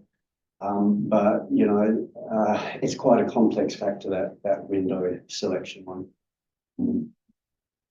I think it was down the back. Sorry. Oh, hi, thank you so much, Anna and Michael, for coming right into the middle of this and answering all the questions. I just wondered when we are able to increase the capacity for BASIX to recognise the complexity of the lighter material, for example, or insulation within the earth itself, then this issue of having to tweak the window, like we'll get more recognition of the supporting insulation. So this issue for the windows.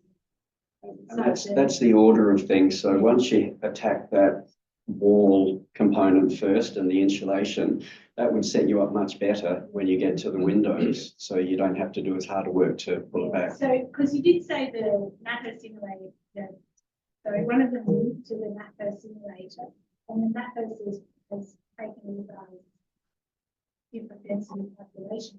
Is it those density calculations that are recognised in NATO is not coming across into the just yet? No, anything that happened since DIY came out would just be in NATO, because it's not a live link. It was a set of simulations done when the tool was being built. And that's the other thing with the thermal mass and stuff, because we're not looking at where it's located. So if you've got things like that, that would have to be a NATO's model to pick up if you've used things strategically, because we're looking at the location of the windows, but not the other aspects. And you get, with regard to thermal mass, you do get bigger bang for your buck with the simulation process. I've been a simulator and I've played with that a lot as an architect. thickening your slab, putting a brick wall or a round earth wall associated with your staircase inside the house gets you a lot of benefit with that. Yes, Luigi. So the whole discussion and also the document that you presented is all centered on the use of the premises. What about the role of embodied energy, so the construction? And they also relating to energy, because it's the creation of the building. And I guess is the basics and the NATAs has the role that look at energy and globally or has been solved by is the statutory requirement for basics, and that is to look only on the use of the premises and not to look onto embodied energy for the creation of the building. That I was told by my basics consultant that they basically start to recognize and studying the question of embodied energy, and there is a promise for next year to have some grounding points put onto the system for low embodied energy materials. Is that correct? Yeah, so that's been in there, and because we did the DIY method, so there's a section in materials, like there's a materials index in BASIX now, where you answer questions relating to the materials used, which then gets used to calculate the embodied emissions.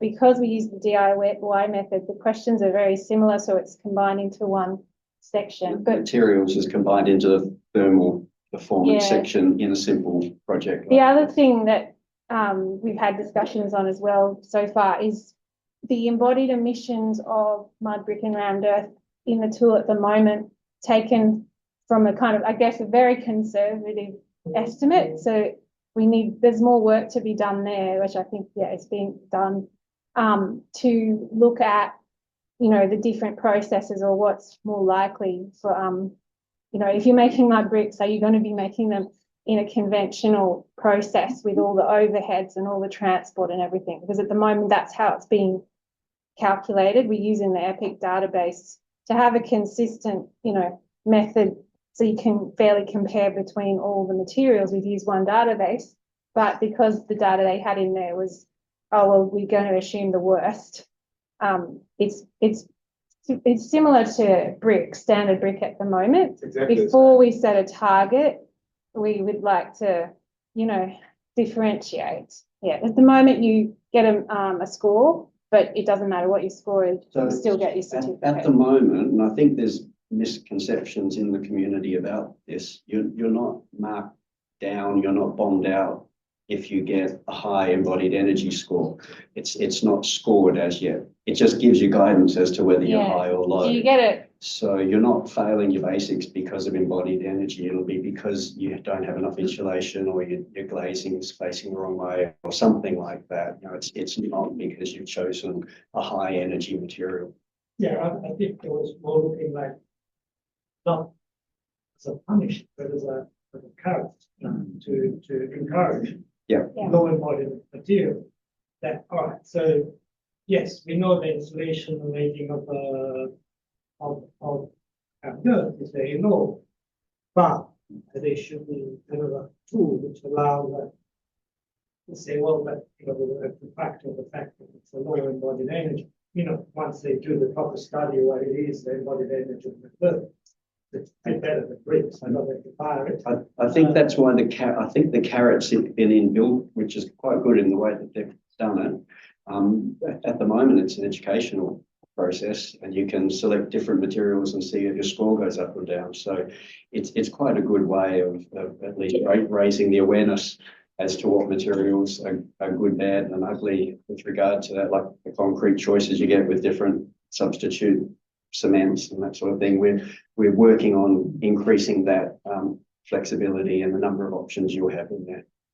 Yeah, because at the moment it's not the carrot that we'd like Yeah. for Mudbrick and Randall. It's a start. Yeah. So, at the moment, if they did a Randall's house and you wanted to get it through onto the BASIX, would you therefore, I know some people do insulation inside the ram in the house, are we kind of like at time forced to do that? Or that may then we can do over a wall or? That was Ray's comment. This project shows you can get it through without additional complexity in the wall, introducing a cavity and that sort of thing.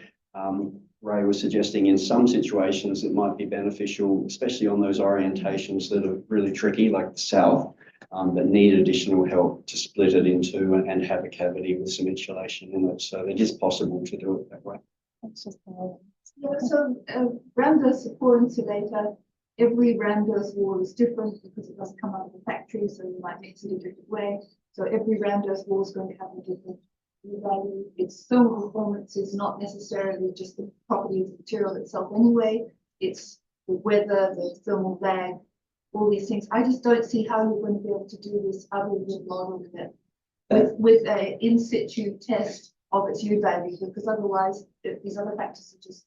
That's part of the discussion we've been having with the association, is to start to recognise some of those options, and it can be introduced in the DIY in the same drop-down menu type approach, like you can do with cement at the moment, if there were different densities associated with it, and a recognition that those different densities have different thermal properties. It can just be different soil, stone, just varies so much. It could be additives, it could be, the cob additives. So.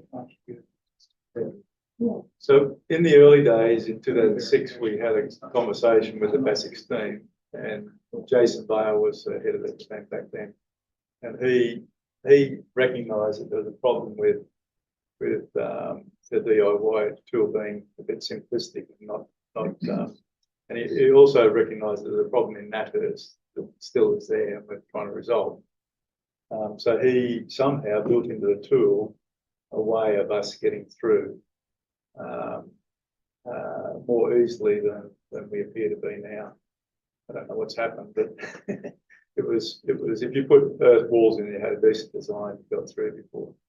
But now it's and there's a certification process too. So when you have if you specify a concrete with a 30% additive low carbon, you need to somehow prove, like you do with the insulation, once it's in, you can't see it and verify. You look at the pack to say it's an R3 or an R4. There needs to be that sort of checking process too. If you choose a certain density, you need to be able to test your soil before you put it in the wall, and the certifier can actually tick it off.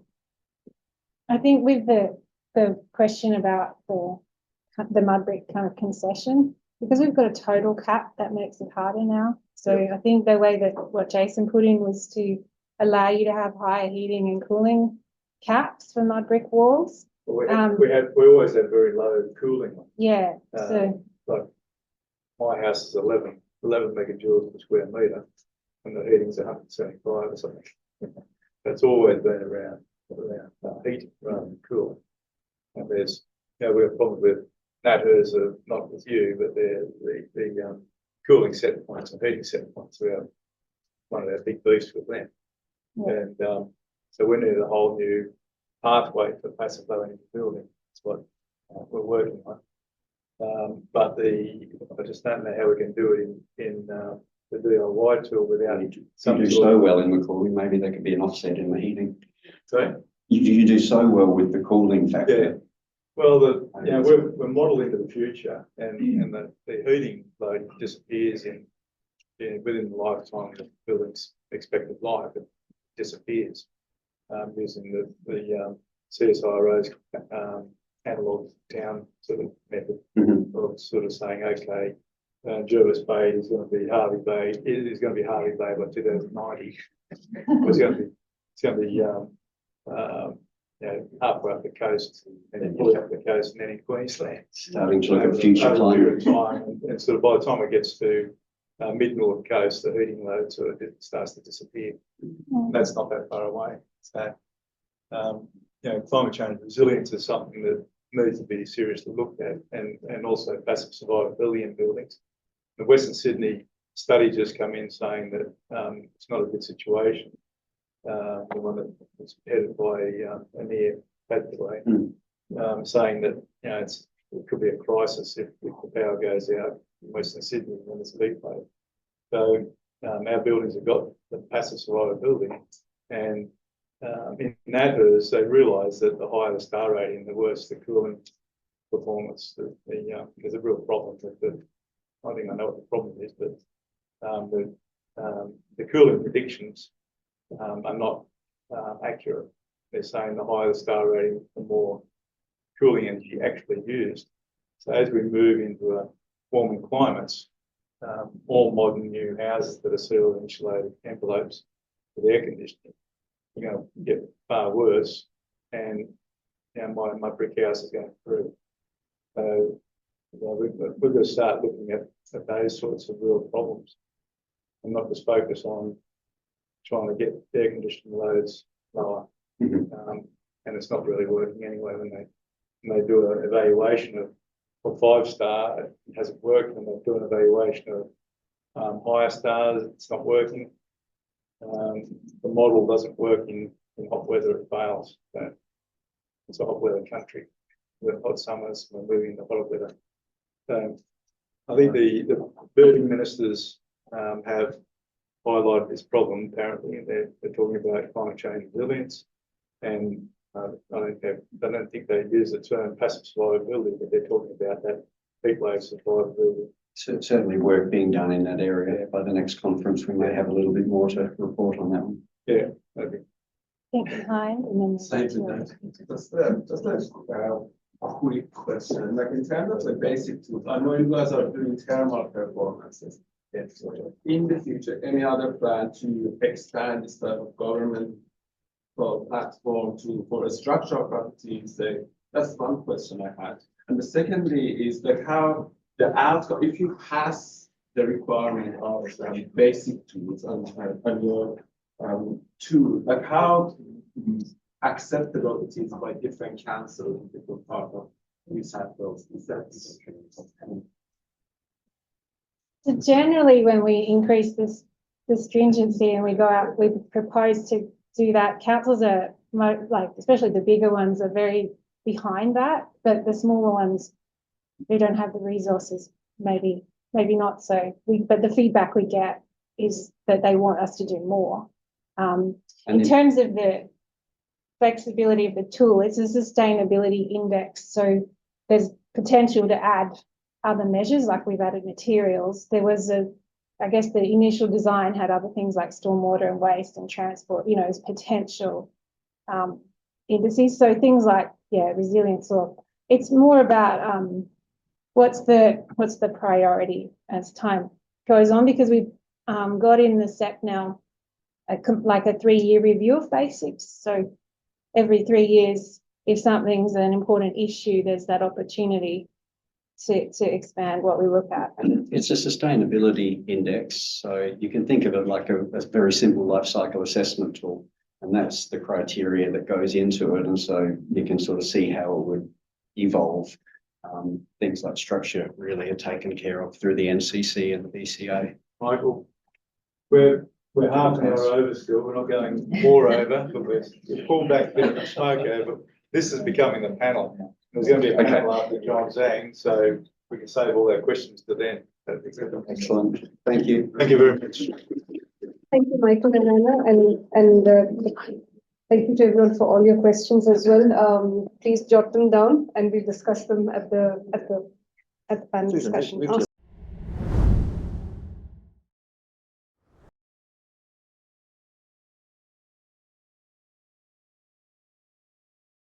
We've got John Zhang with us. John is a civil and structural engineer. He has a PhD in structural engineering. He has been involved with the design and approval process for a lot of buildings, a lot of work buildings, and I know he has a particular passion for natural materials and for alternative systems. He has his own practice, and he's also a senior lecturer here at Western Sydney University. So thank you, John.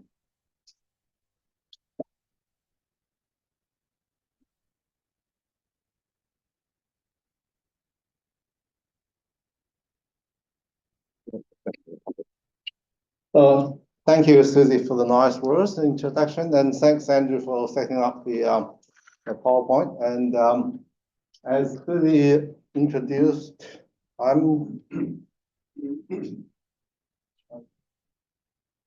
I'm a civil structural engineer, and I'm also on staff at this particular university. Hawkesbury Campus is a very special place for me because it's more than 30 years ago. I came back from a 3-year short stint with Central Queensland University and start continuing my academic and engineering career here, right at this place.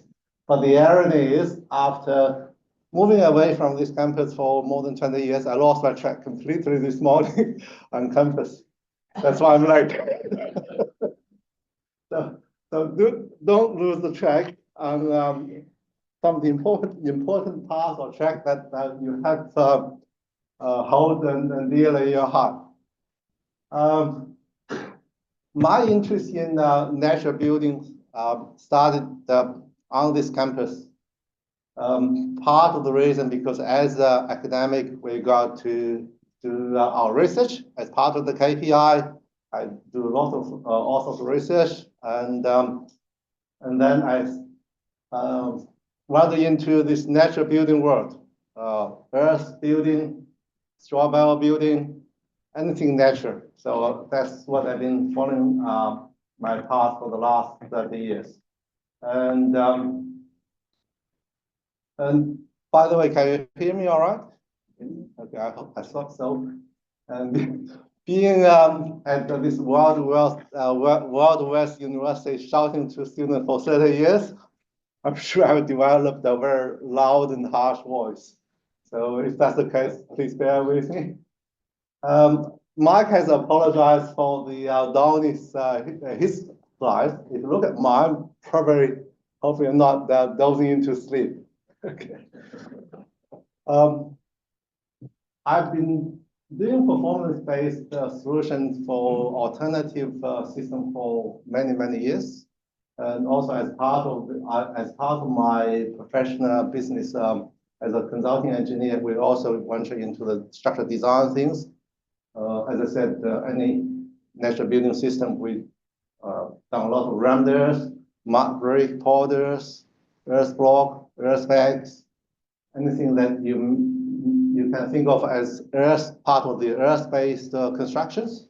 Also, as part of the outspout, I'm sort of heavily involved in straw bale building as well. Peter wouldn't like that.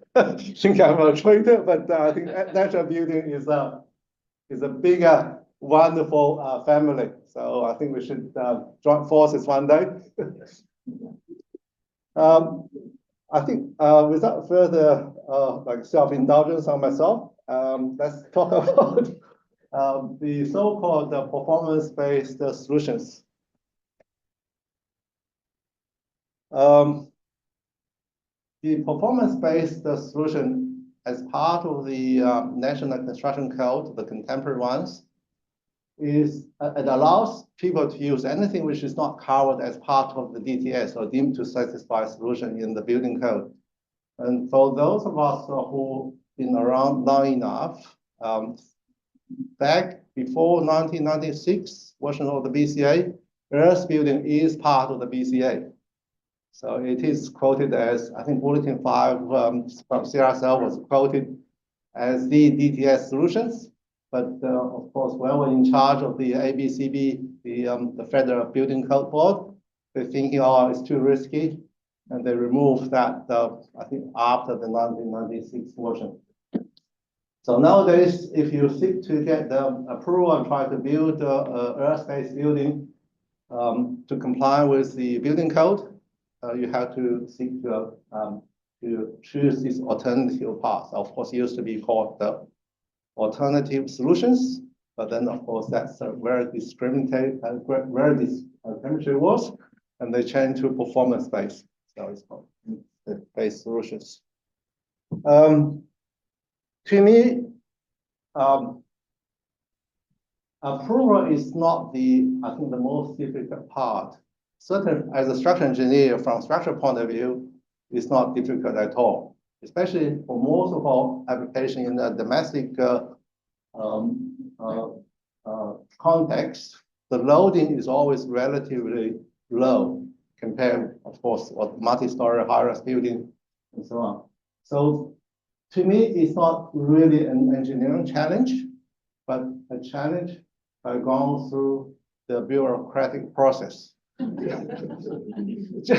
Just like I think we encounter this building, thermal performance is always a heated debating point. Everywhere you go, every conference I go, they always questioning there's no insulation, because most of the process in place or the tools, whatever, they do not recognize the thermal mass performance of the earth-based material. So I think that's probably the major challenge. But for me, in my building report, in my performance-based solution, that's not my challenge, because certainly in New South Wales, I said that's part of the BASIX. As long as you can get approval from BASIX, and then I'm happy. So that's, again, I can throw the back to other people. Not like the engineering side, I have to do all the calculation, prepare all the reports for that. And when come to earth-based constructions, I'm talking about, of course, the raw earth or unfired earth. There's so many varieties. I guess probably mud brick has been around for many, many years. And rammed earth equally has been around for many, many years, especially in Australian applications. Cement stabilized rammed earth has been around for that long. And also being in that market segment, it is regarded as something prestige, because money-wise, it has to be. And then there's newcomers such as poured earth blocks, Corp, which of course got the English heritage. I think there's projects start down using Corps. And then some of the North American market initiative of earth bags. We've done a few earth bag building with Kirsty. I don't think there's any issue with the approval process. And there's a few other affiliated products or systems, such as the LSD or the light straw clay infill wall, which basically fix your insulation problem, because that is more like a straw than a clay.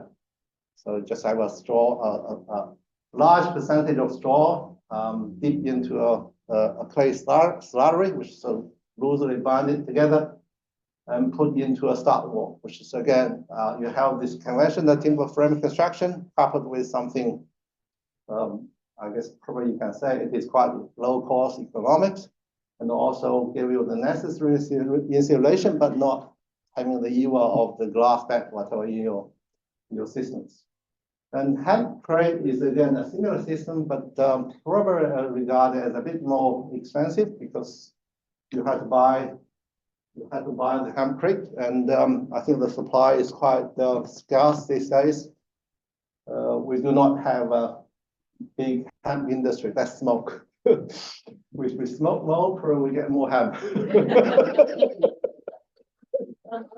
I remember at the time where I said I need to do some research on hempcrete, and then I think I tried to get some source from a supplier in northern New South Wales.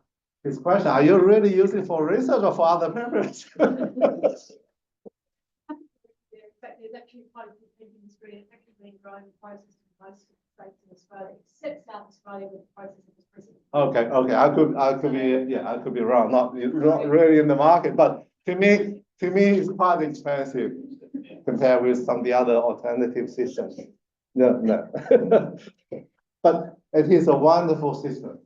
I mean, I'm sure Kirsten can talk a lot more about hempcrete, but I do see it is a wonderful system, because it has all the necessary properties for building a wall for occupancy. And so all these alternative systems that I just mentioned, they have really withstood the test of time in Australia. And by the way, in Australia, we are so lucky. I mean, we are a lucky country in many sense. from building point of view, we are a lucky country as well. I mean, if you look at the natural disasters and all those things, especially when it comes to earth building, we do not have earthquake. Earthquake is the big killer when it comes to this sort of pliable, rigid, heavy type material. Well, we occupy a big rock. There's no fault in it. And the other thing, in the sense of come to the performance of Earth-based building, we are, or most of the continent occupy this temperate zone. So there's no extreme cold, apart from maybe some corner of the Victoria or Tasmania. And this sort of material is lack of insulation, but full of thermal mass. And it can, of course, most of us understand that thermal mass can delay that energy transfer process through the wall and to even out the weather extreme. When it comes to the approval or acceptance by the authority and by the general public, the main difficulty is that they're thinking, oh, this is something old. It still exists in many parts of the world. Most of them, they say, oh, they're not developed. Developed economy or rich country, Australia, those are things belong to the past. So that's the main mentality that most of the general public follow. So it's really up to us, I guess, the profession and the association like EBAA to try to, I guess, educate people. Again, fortunately, because I've been around for that long, most of the project I dealt with has no approval issue. Not a single question asked. I guess maybe I put a good report together, full of legal jargons, and to give what they want. But there are new challenges when it comes to the approval process. The modern economy is built up around the legal obligations or liabilities. So if you look at how we build now, compare how our forefathers built 100 years ago. By the way, of course, straw bale or earth building is only part of my business, a small percentage, which is my hobby, my love. The majority of our business coming from those ugly buildings that we do, cut a big way, whatever in the city. I do a lot of litigation report as well. Sometimes I keep wondering, how come in this modern era, with such a tightened building regulations, and then the engineer is so conservative, use a big footing, whatever, and the building is full of cracks. Well, another old building in Chatswood, if I go to do a site survey, there's no footing in it, there's a few layers of bricks sitting on dirt, and not even a single crack. So it's really, I think there's a big question as an engineer, always asking myself, something is not right. I mean, on one hand, we are so afraid of litigation as a result. We are so conservative. On the other hand, the end product is so problematic, full of issues. I mean, I'm sure most of us heard whatever this multi-story building failures in Olympic Park in Sydney, Mascot. I mean, those are not $1 million, billion-dollar buildings. I think the Mascot one has to be totally demolished because there's no one can really fix it because of the cost. Anyone can fix it, but the cost of fixing the defects is much more than knock it down and rebuild. So that's the problem we're facing in this modern era. And when I mentioned the durability and weathability, I think most of us notice that since the last version of the building code, they put into one of the performance there, which is called condensation.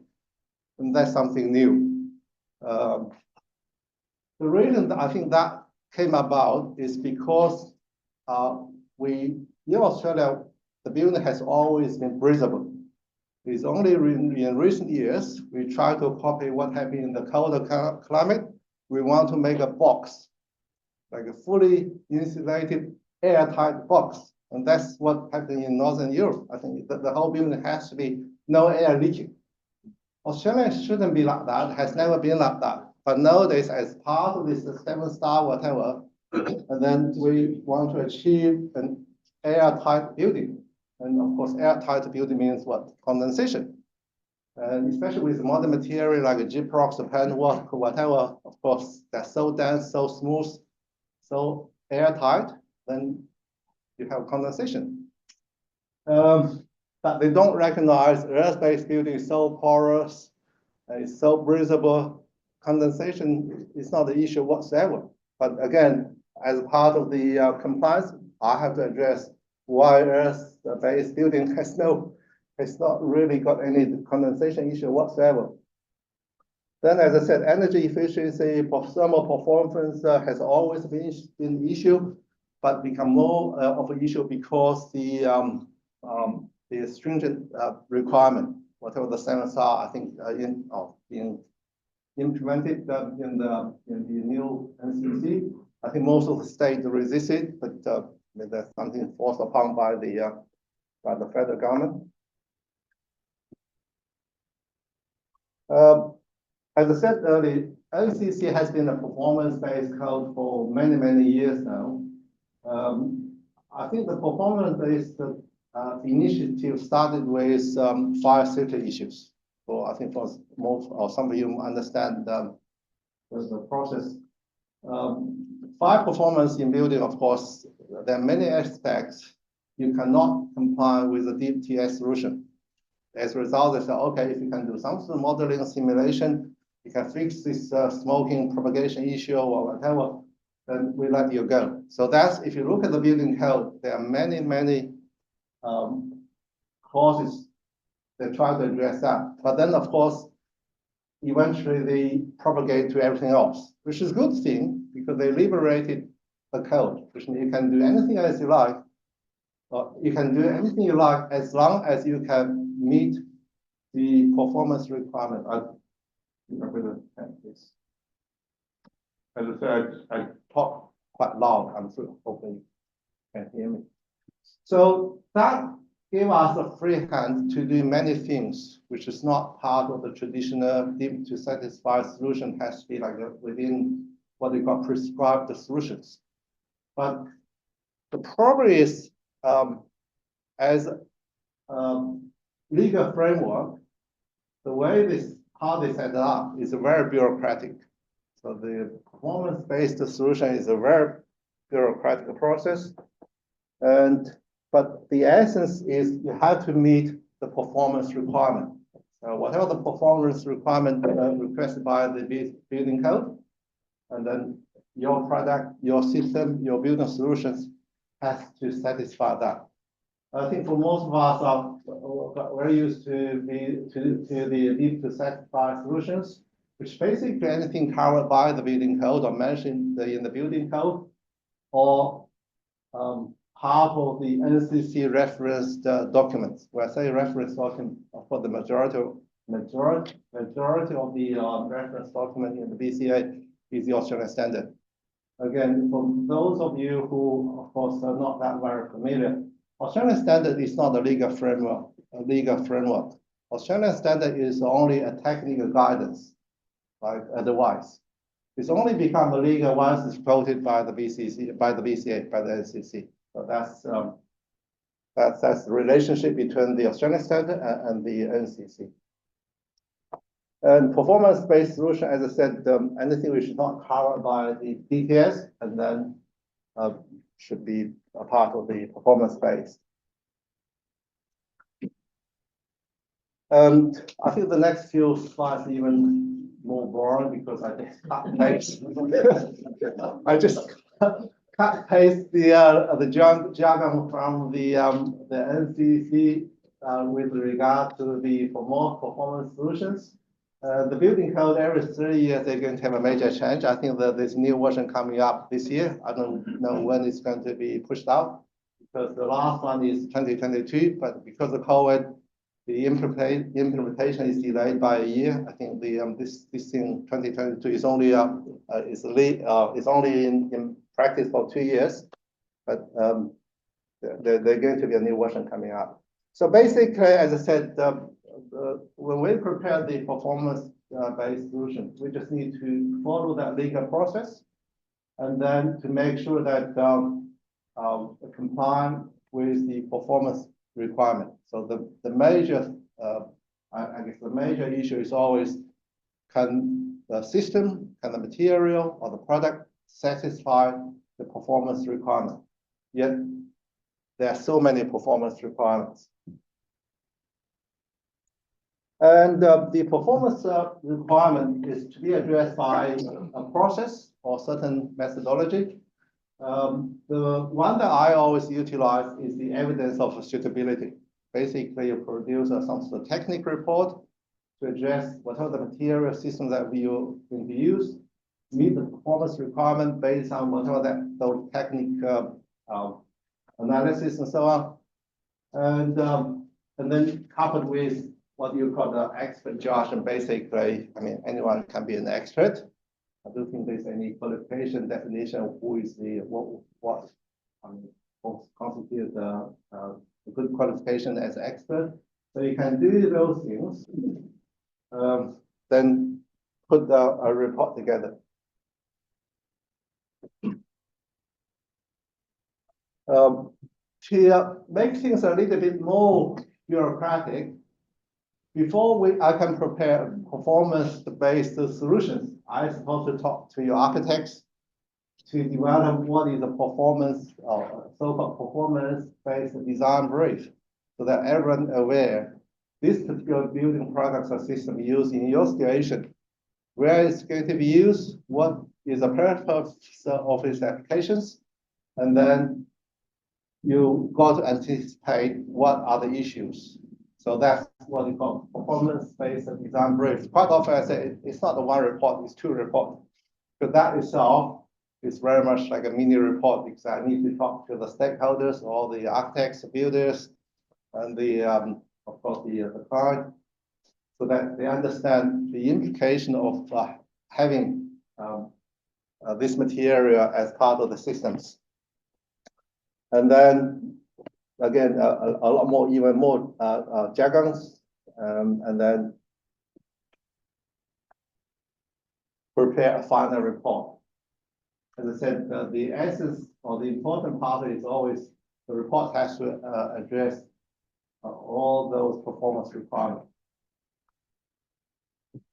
And I don't think you need to, I mean, if I'm happy to give the slides to Peter and then he can disseminate. I don't think there's any point to copy the word. As I said, these are not my words. These are part of the building code.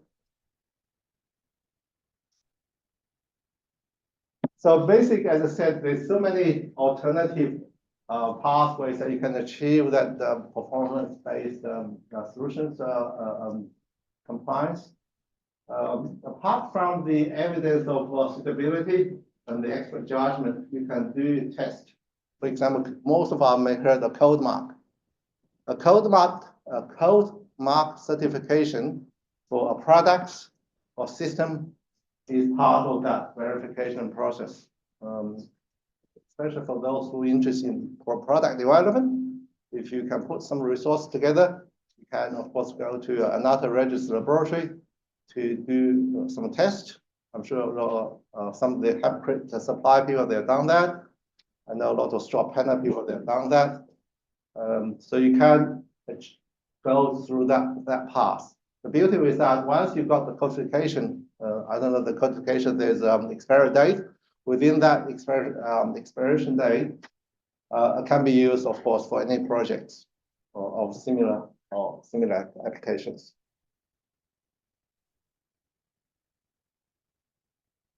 As I said, the code mark is one frequently used for people who develop product systems, not only in our alternative building industry, mostly in fire, or as I said earlier, in fire safety industry. They have product coming from overseas.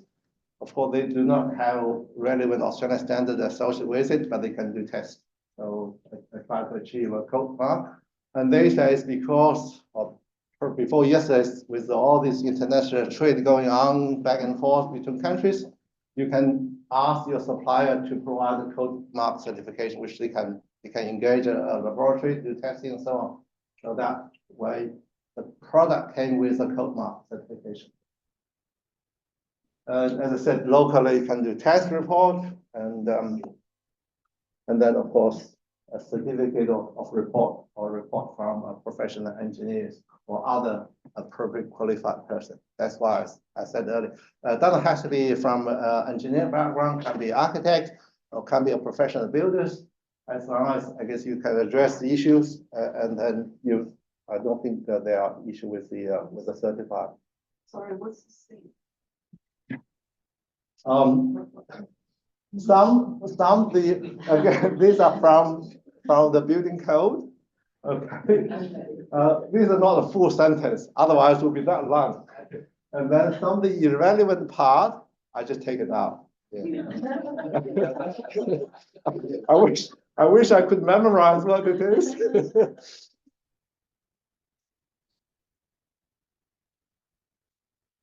Now here's the important bits. We say performance requirement. These are the performance requirement for class 1 to 10 building. Class 1 we know is a domestic housing or single dwelling. Class 10 I think is garage or whatever associated stuff. So that covers most of us or what we do here for domestic housing construction. And as I commented earlier, for most of the alternative material for building, I guess in this case, wall, structure is not the issue. For those of us who know a little bit of numbers, the earth material, either for rammed earth, smart brick, or whatever purchase, even the lowest quality mud brick, you probably get half MPa quite easily out of it. Most of the commercial produced mud brick in the range of 10 MPa. And 10 MPa is half of the probably awake concrete. I mean, the cheapest concrete we throw into the pathway, that's 20 MPa. And 10 MPa is half of that value. If you look at what sort of force or loading we apply down to our wall, wouldn't be more than like 2 kPa or 0.2 MPa in most of the residential housing applications. Because if you look at the footing, where the footing is sitting on the dirt, the lowest quality dirt where you're allowed to put a footing is 100 kPa. A good hard clay probably 300 kPa, and then a shale maybe 500 kPa, which is 0.5 of MPa. So from material strength point of view, it's not an issue whatsoever. That's why I'm always, as a structural engineer, I'm always relaxed about the structural strength of this type of material. The issue when it comes to the structural issue is the height we are building, and then whether the wall is isolated, and then some of the other associated issues such as cracks, because Luigi mentioned about this continuous monographs rammed earth wall, which is beautiful, but I keep scratching my head. Of course, I'm maybe the one who always put a joint to isolate things, because we do understand, we do know that earth-based material, just like dirt, there's a shrinkage issue. Shrinkage, I think most of us has experienced that phenomena. If after a rain and drying, you see the pond become cracked up all at the bottom of the pond due to the shrinkage. And that's the sort of material we are building our wall, because we have a clay content in it, and coupled with a cement. Cement has a shrinkage issue as well. Exactly the same, but not, of course, not as. Clay expand. Clay expand when you meet it. Yes, clay expand, but it also dries. Once it dries, then you have issue. What I'm trying to say is not the structural issue, but some of the other associated issue that can cause problem. Shrinkage is one, the movement of footing, the movement issue, and also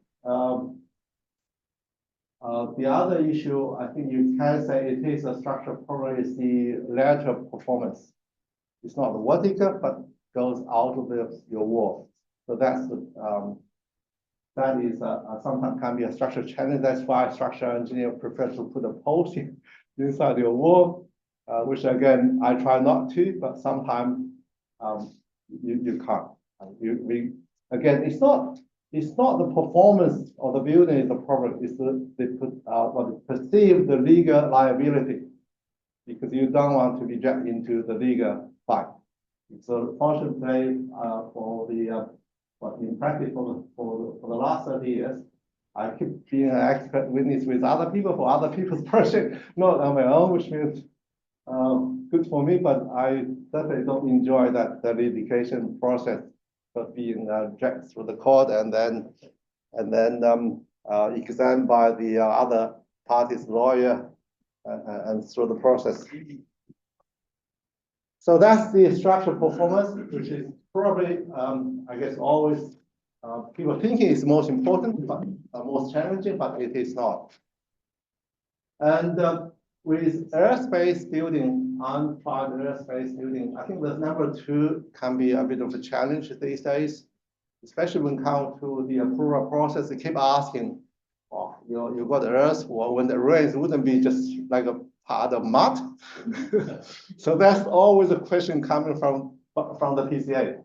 So that's something I think with a question mark when it comes to the approval.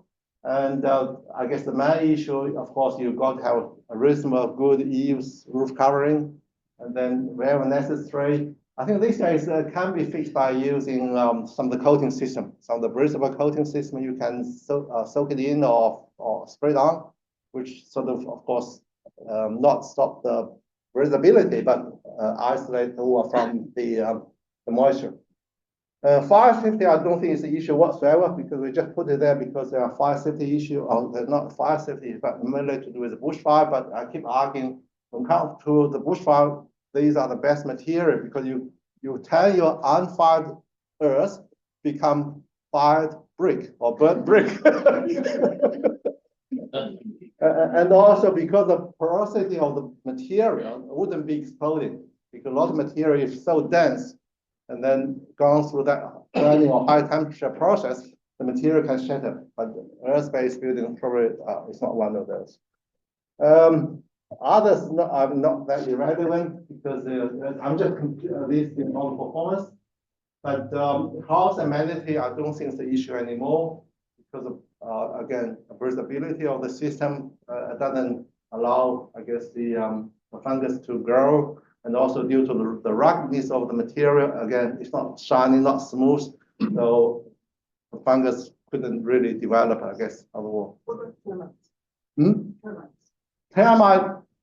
Termite is an issue, but not the issue simply because you've got to follow the termite management process as in another building. You got to, yeah, because when you look at the termite, it's really at the base. But if you have an earth building, earth roof, and with earth wall, then you need to think about termite, because if you have a ground roof with earth cover your building, which is of course connect to your wall systems, then and how do you isolate the termite with the earth wall? That could be a challenge. But fortunately, I don't think I've done one building any project with a earth roof with a earth wall yet.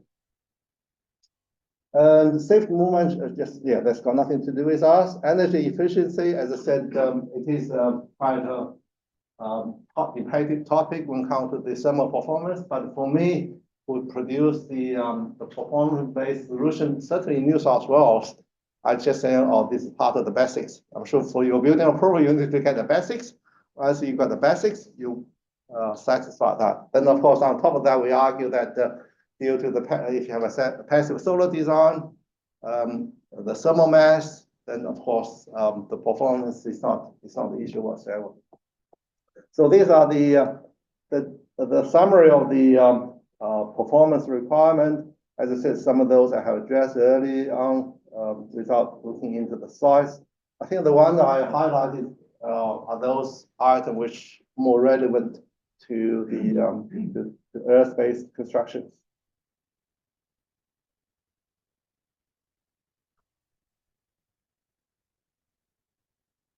And in the past, the certification process is that we need to produce the performance-based solution report and the ticket, and then put in the bottom of the drawer, and everybody forget about it. and then since probably 2 years ago, they coming back say, oh, okay, since you produced the performance-based solution report, you've got to certify. So this is a new requirement as part of the approval process. Saying that whatever you propose, the builder has done the right thing, which for most of the situation, for most of the cases, I think it's a check and balance against the building process rather than, I guess, rather than the building solution itself. Just make sure the builder has done the right thing and follow the practice. When it comes to the code of practice or design standard, I mean, when it comes to aerospace building in Australia, I think the most authoritative document back in the 80s is this one. It's the one by Middleton as part of CSL research group. And so that was a document quoted as part of the building code before the 1996 or 1998 version. And then nowadays, the contemporary one is the one by Professor Peter Walker and published as a handbook. So that covers most of the aerospace building. Of course, our EBAA team has produced a good reference together as well. Internationally, I think in the North America, there's a few code available either for pop or ramders or for light straw clay constructions. So I mean, all these they are available from the internet. And then our neighbor, they are much more advanced than us or modern than us. They produce all these engineering standards for aerospace constructions. Remember that they are earthquake-prone countries. But I think, unfortunately, some of these standards they are obsolete. I think they're withdrawn from execution. Just so much that you're referring to the 1998 one, in fact, just this year, they actually updated all those standards, at least the last year. So 2024 is now the current version. Yeah, that's what I'm saying. Yeah, I think I noticed some of these are obsolete, and they produce some of the new versions, which is I think a wonderful thing, because if you think about New Zealand, they got an earthquake. We don't have an earthquake. What we're worried about? I think that's probably the last slide. And then, of course, generally speaking, as engineers, we can always borrow some of these standard like masonry constructions, which for the concrete masonry or burnt brick masonry, burnt brick masonries. I mean, as Ray says, we can call it double mud brick rather than whatever, because the difference between burnt brick and then unburnt brick, I mean, burnt brick is a bit stronger, but they also segmented construction. It's not the strength of the brick. It's the strength of the whole assembly as a system or as a panel, which of course that's what we've got in mud brick. I think that's all. Thank you.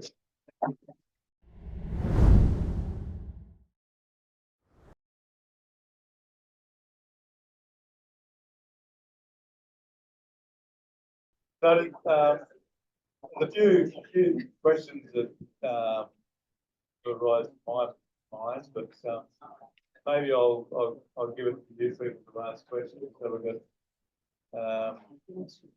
these questions. Yeah. So I'm a building science from Victoria, so I don't deal with basics specifically. I've got two questions, one about basics process and then one actually for someone else. The first question, think of basic process, which is changes.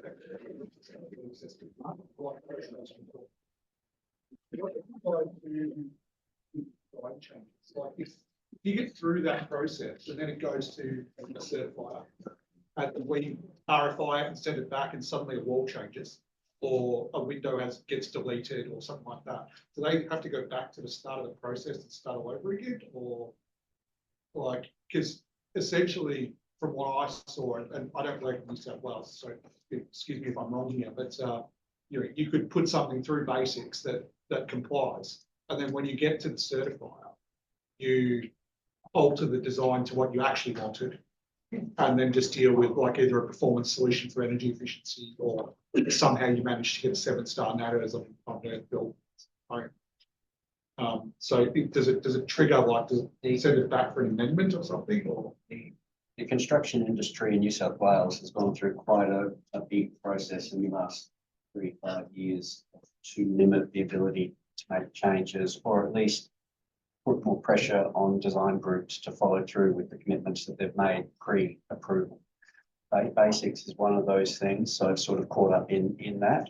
So I guess number one is you try and limit changes after your approval and make those decisions earlier, to avoid the problems that happen, the dominoes that fall when you change one element. Obviously, it changes other things after your approval has happened. So does that mean that there are mechanisms in the system to allow you, if something absolutely has to change, to go back through the approval process. And BASIX is the same. There's an ability to revise your certificate. So does that mean in New South Wales you guys are employing like consultant building surveyors before it gets to the certifier to make sure that everything complies before it goes through BASIX? There's that, yes, there's that element, whether it's a consultant building surveyor, or at least you need to have looked further ahead before you get to your planning approval. You have to look further ahead these days. Your window specification is a good example. You've got to get much more detailed in your window specs before you go to council.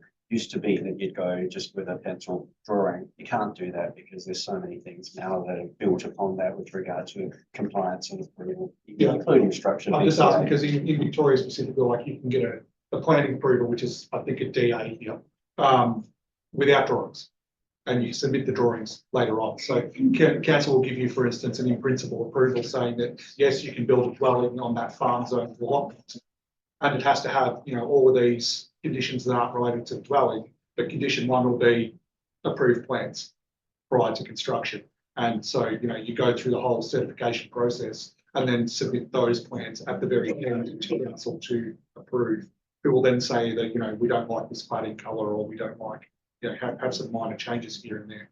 So I suppose it's just done in reverse in that respect. And then we have like different rules about what needs to be checked at each stage. Like some things would have to be DA, construction and occupation. And the odd case of someone at the end, and then it's discovered they haven't matched the BASIX certificates, they come back to revise it right at the end. So there are people who have to make last minute changes. Yeah. And then my second question, which is probably more related to the construction of Canberra, how do you deal with round earth in your areas, like in terms of waterproofing requirements? Like if someone wanted a round earth wall in their bathroom, but it's required to be waterproof to, you know, 300 or 400, or there's a bath near that wall and something needs to be waterproof to 1,000 off the floor, like you would have to apply waterproofing membrane, or like how do you approach that? I've just written a performance-based solution for that very thing, where we the clients wanted a polished concrete floor with falls built into it. Yep. And we got round earth walls, stabilised round earth walls on that, and they wanted an open bathroom for an invalid son. Yep. They just wanted some of it tiled behind the shower, the rest of it just the round earth. And I argued successfully for a performance-based solution on that. I'd share it with you. I'd be interested to see it, just to see how you. But I think that was a building that was put through before the latest update. So you'd have to look to make sure that the performance based the performance requirements haven't changed like that. Okay. Yeah, I'd be interested in reading that, because like in my head I struggle to understand how you would remove the membrane, which is the core part of the water. Yeah, well the thing is the membrane, to read through the thing, but the membrane is put there to protect, to stop water getting into places where it can cause damage to structure, and to stop water getting into places where it could go to another room. And that's the sort of main criteria. So if you can go back and say, okay, this wall is, the floor is a waterproof membrane by the time you, it's a 32 MPa concrete. It's got a densification, it's got sealers on it. It's got fall on it. And then the wall, it's got a chemical damp proof. The wall itself is more than waterproof, it's more than water resistant, it's waterproof. So you base it on that. Okay. It was approved.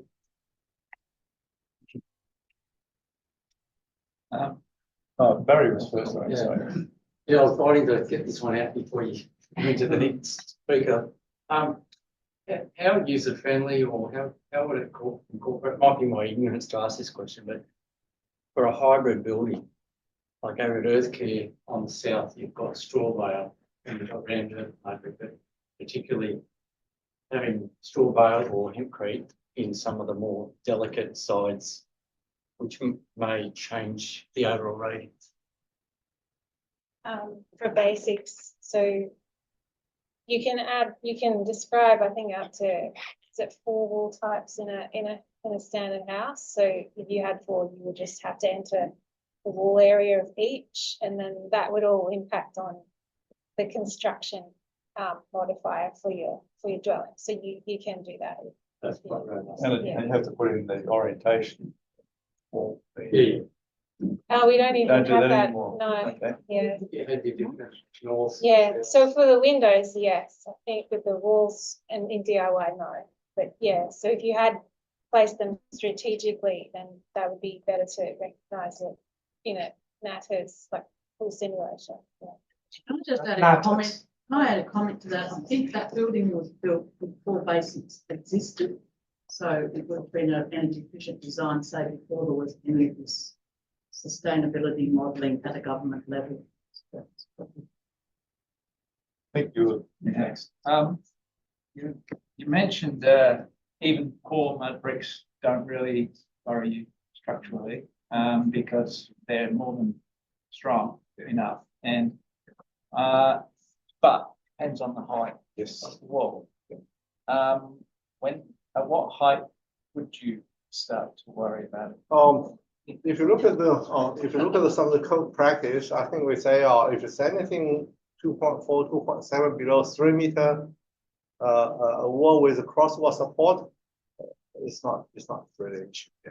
As long as it's not putting, or sometimes you can even put in a top concrete slab on top, but most of the time with a single story, I mean that's not an issue. I'm not advocating using 4 mud bricks, but I was just wondering if what it's not pot mud, but it's called powders. 5 stories, 10. No, poor, I mean poor as in poor quality.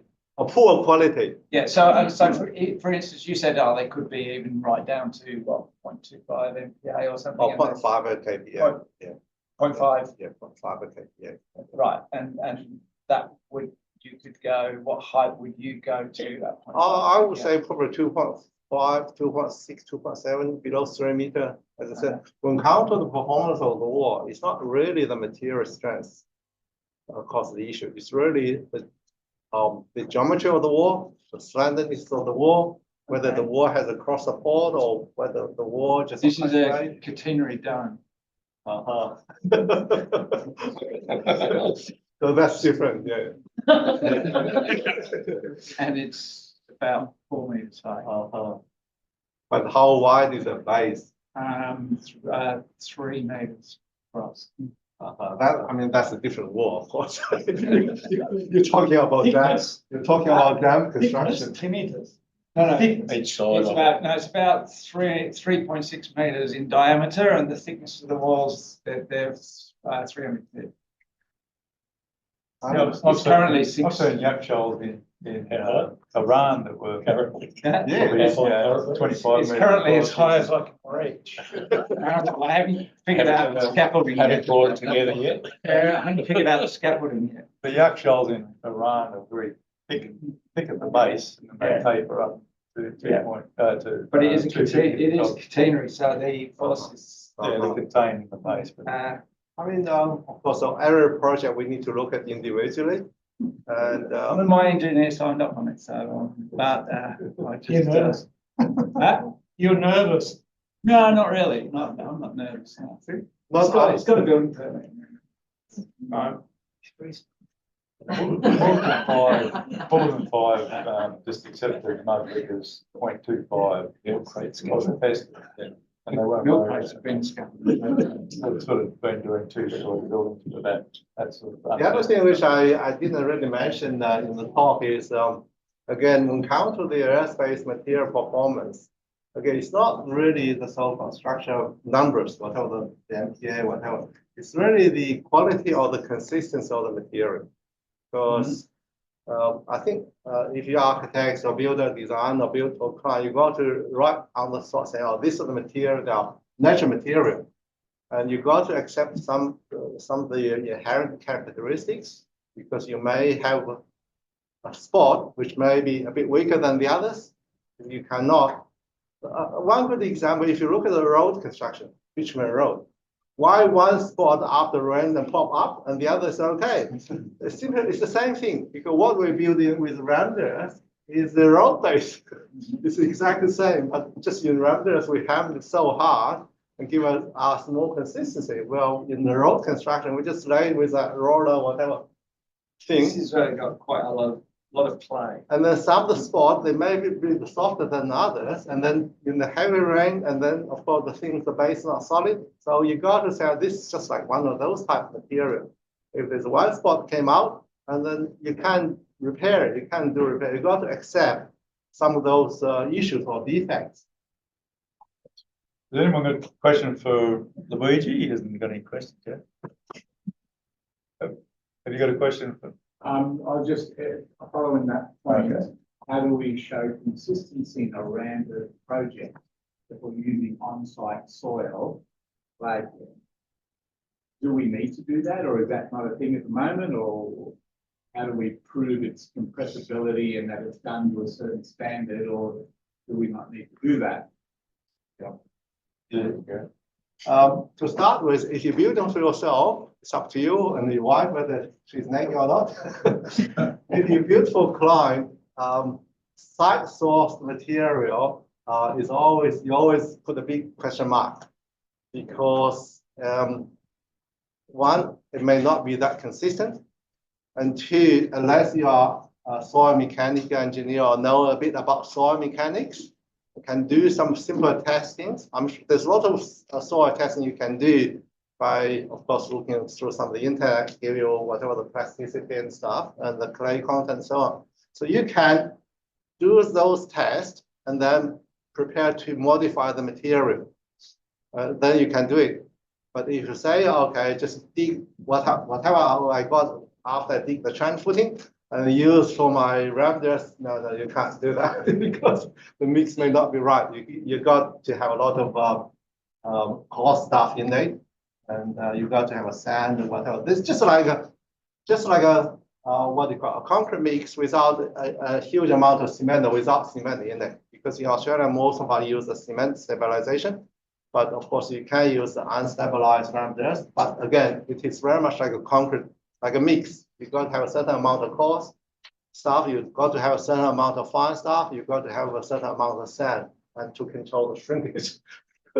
because otherwise, if you have too much clay, then of course it'll crack up like hell. So if I'm building with material from the site, then I'll experiment first of all with the depth with material, bring out a certain depth of material, and I'll experiment with that, make a potential mud brick or cold wall or whatever, or ram dirt. And then if I'm winning the material off the site, I'll go to that depth that I've tested, and then I'll homogenize the whole lot and have a stockpile there that will do more than the whole building. So I know it's consistent. So it's controls like that. You don't want to say, oh, I'm running out of material, go and dig another hole. It gets a bit sloppy. But if you consistently have a material of a known, you can buy it from a quarry, it's consistent, or you can get it onto site, make it consistent by homogenizing it. And that's one way of controlling it. And then you have to be consistent in how the moisture you put in, the compaction. like that, but you should go and learn how to do it. And you'll, sometimes the wettest, an old road builder told me that the wettest roads that they made turned out the best ones. But they were boggy for a while, but then they became the strongest roads. So sometimes you make a rammed earth wall, it might be podgy and hard to ram, but it'll end up being a bit of rammed earth. So you get to learn stuff after a while about how to get rippling on the walls, how to avoid rippling on the walls like rock on the surface. It's how you shovel it in. But there's learning to that. And once you understand it, then you can get consistency. So that helps. Yeah. Joe? Thanks for your work on the BASIX, really important. My question is, there's no provision for stone as a wall material I can see. Is there a reason for that? And of course, I have just a couple of comments to make, but I'm just getting to something else. I guess it's just because we haven't been approached to put it in, like the focus is always on what is for most dwellings. So that's why, differentiating between building different types of building materials that aren't used very often, we rely on feedback because we don't know what people are going to want. So yeah, if someone needed that, they can ask us. We can do an alternative assessment first. So they wouldn't be able to use the DIY tool for thermal performance, but because we have the materials index now, we were asking what the material is, we would need to put it in there. Previous to that, you just have to get a NATAS certificate for it. Yeah. And just by way of feedback, you guys must have really got shortchanged on the budget for that website. It's probably the most horrific platform.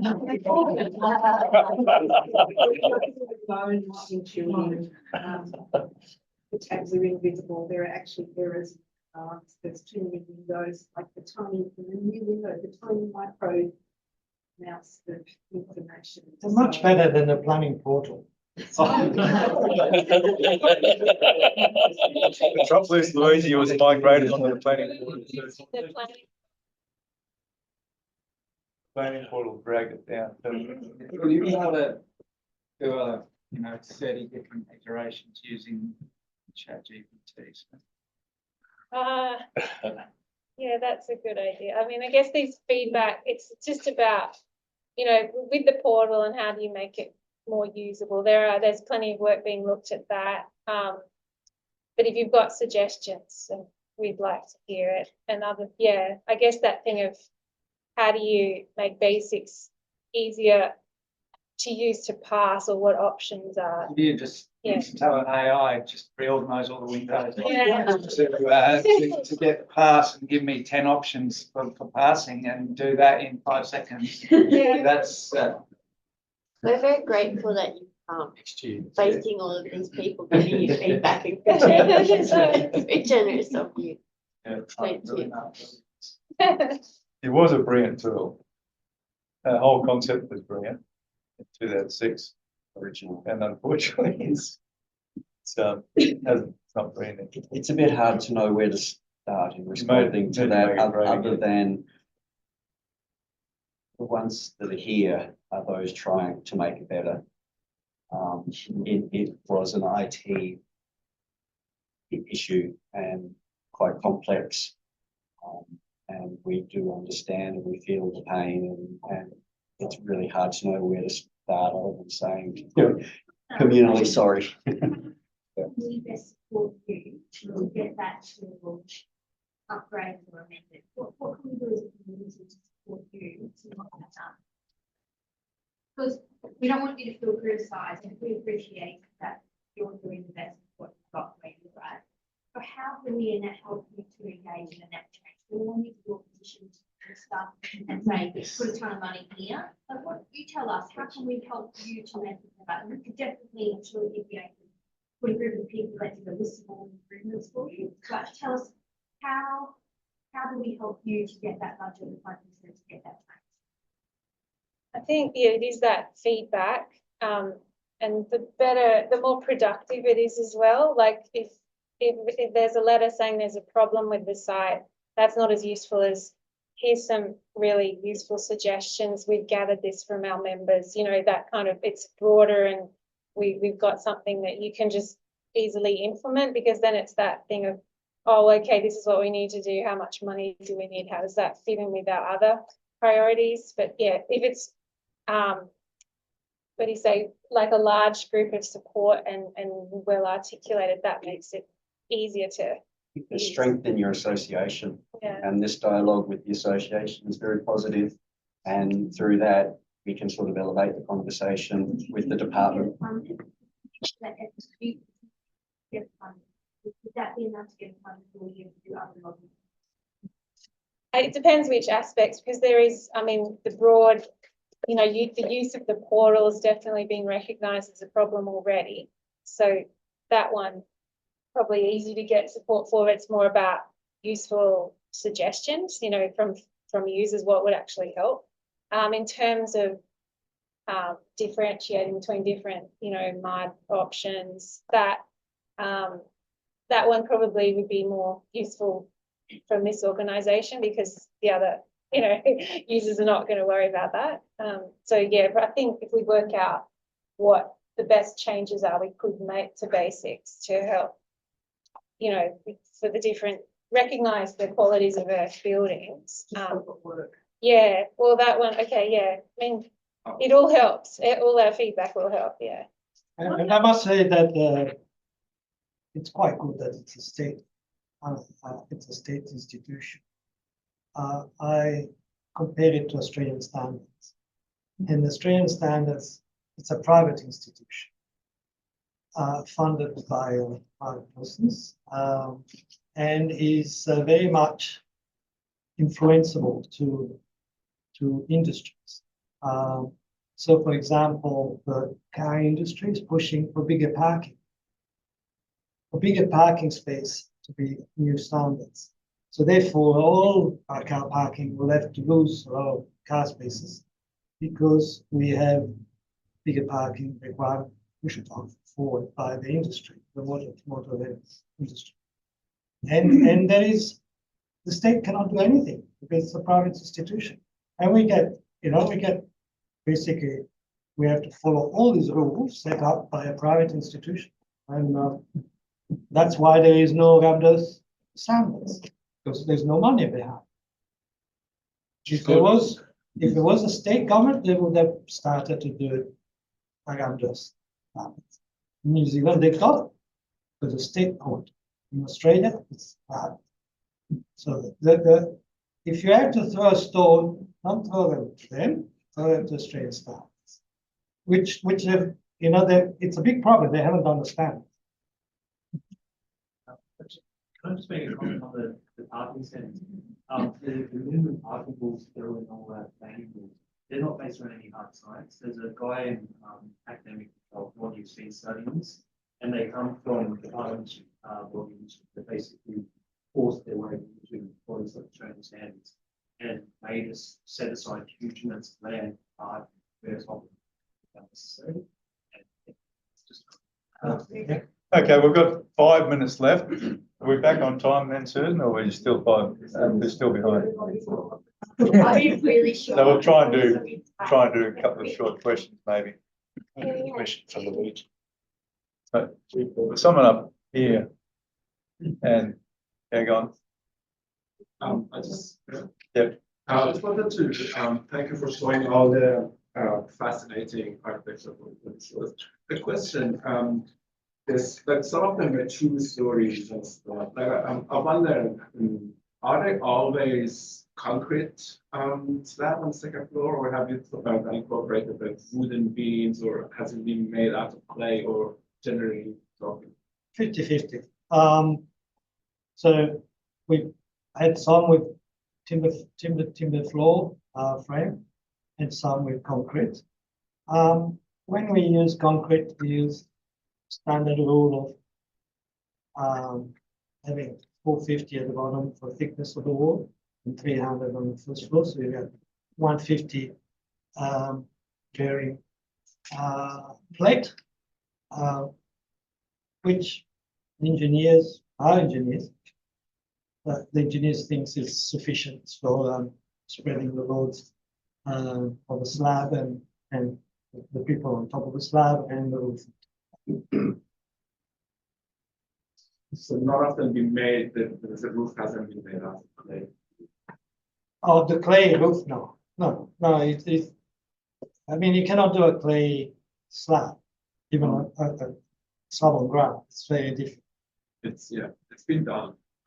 Yeah, you're right, because when I did my first, the Kirribilli house in year 2000, the builder was a Calabrese from Calabria in Italy, and you see, he don't want the kind of building with mud, you know, you don't want that, you know. I had mud on my floor in my house in Calabria, and I would never, every time it was raining, it was so disgusting. They shouldn't use. And then it was converted. Yeah, I think you had a question before. Yeah, Luigi. You'll be next. Following on from that, what is the drivers for the demand for ramp in your experience? What kind of, as you've all been in the industry for a while, some of you have been in the industry for a while, what is the feedback that you get from your clients 10 years, 5 years after the fact? How do they think about the product that is distinct from other things? I mean, obviously, right? But anything else? What's the driver for that? Look, all the clients are very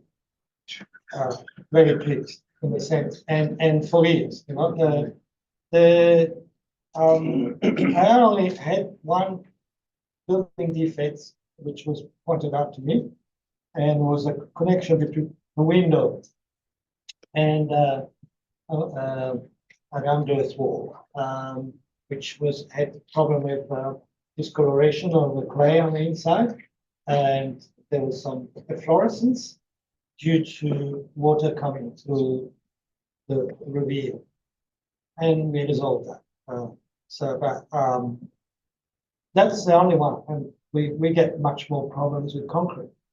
Concrete is got those micro fissures, very small cracks, and they people think of building in concrete is waterproof. Now they've got source of leak. Every concrete building I did, if it's exposed, is a source of leak. And so then you have to put additives or things like that to stop the leaks. And they're based on the lime principle. Basically, the product which penetrate through the cracks and block the holes. Which bring me to, I think it would be interesting to develop, there is people developing a little bit more, instead of using cement into the concrete, to use lime, which will give a more flexibility to the material. Because lime, when there is a crack, fills the gaps of the cracks, and then becomes calcified, it becomes transform itself, and it becomes hard and blocks the leaks.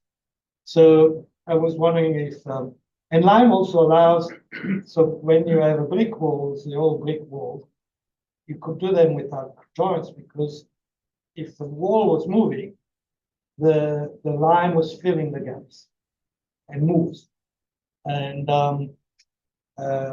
so this is still something worth researching. Thanks, Luigi. So I've been building for quite a while, and not the high-end stuff that Luigi does, but sort of more affordable buildings. That's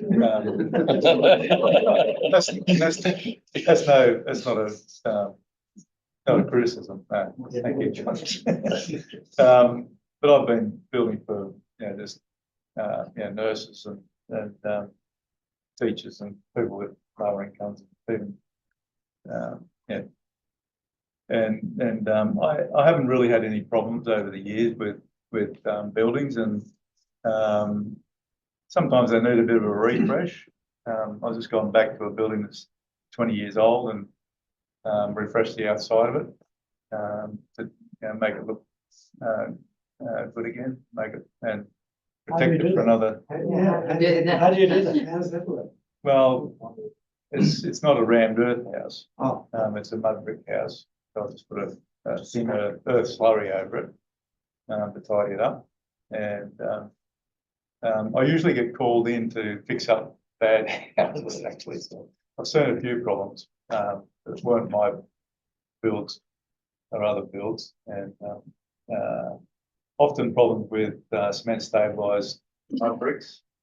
They've been a problem over the years, but normal mud bricks not really a problem. Is that because of the expansion contraction issue with clay No, I think versus cement? rammed earth's a little bit different, and rammed earth has been resolved with plastic cure. But in the early days of cement stabilised mud bricks, I think there was a thought that because it had cement in it, you could do anything with it, which is not a good idea. And the other problem with cement stabilised mud bricks is that if they've got a lot of clay in them, I think the cement draws the water into them. They've got porosity. They don't shrink down in time and tighten up and block the water from coming into it. They sort of you mould them one size and they stay that size. They don't do that shrinkage, so they're porous. And water goes out through a chemical. The cement. Well, lime's probably a better solution than that because it's slow acting and allows that compaction. But I think those bricks will sometimes draw in moisture, and then the moisture goes in and it expands the clay, and that breaks the cement form, which is a problem. So there are things that I prefer pure mud brick to cement stable mud brick. Pressed earth bricks are a little bit different because you're pressing it together instead of letting it shrink. There's less problems in pressed earth bricks, but I've seen problems with those too, where they use too much clay in the mixture, and clay and cement fight each other. Is that it, Tom? Excuse me, he's been trying to ask a question. Yeah, it's really funny. But generally they're Maybe two questions in 2 minutes. sorry? Maybe two questions. in 2 2 questions. We've got time for 2 questions. You've been asking for. So Luigi. It's Luigi and possibly you. I noticed in your photos, you seem to have done quite a few large spans and even cantilever in rammed earth. And I was just wondering if they were structurally there or if it was maybe a shield on concrete, or do you do spanning with your rammed earth? And can it be done with reinforcing or not even there? No, you look, rammed earth, it works in compression, not in tension. So the cantilevered house, which was a terra firma, terra firma, one of the last houses, had very clearly you could see the steel lintel was part of an opening support. Okay, and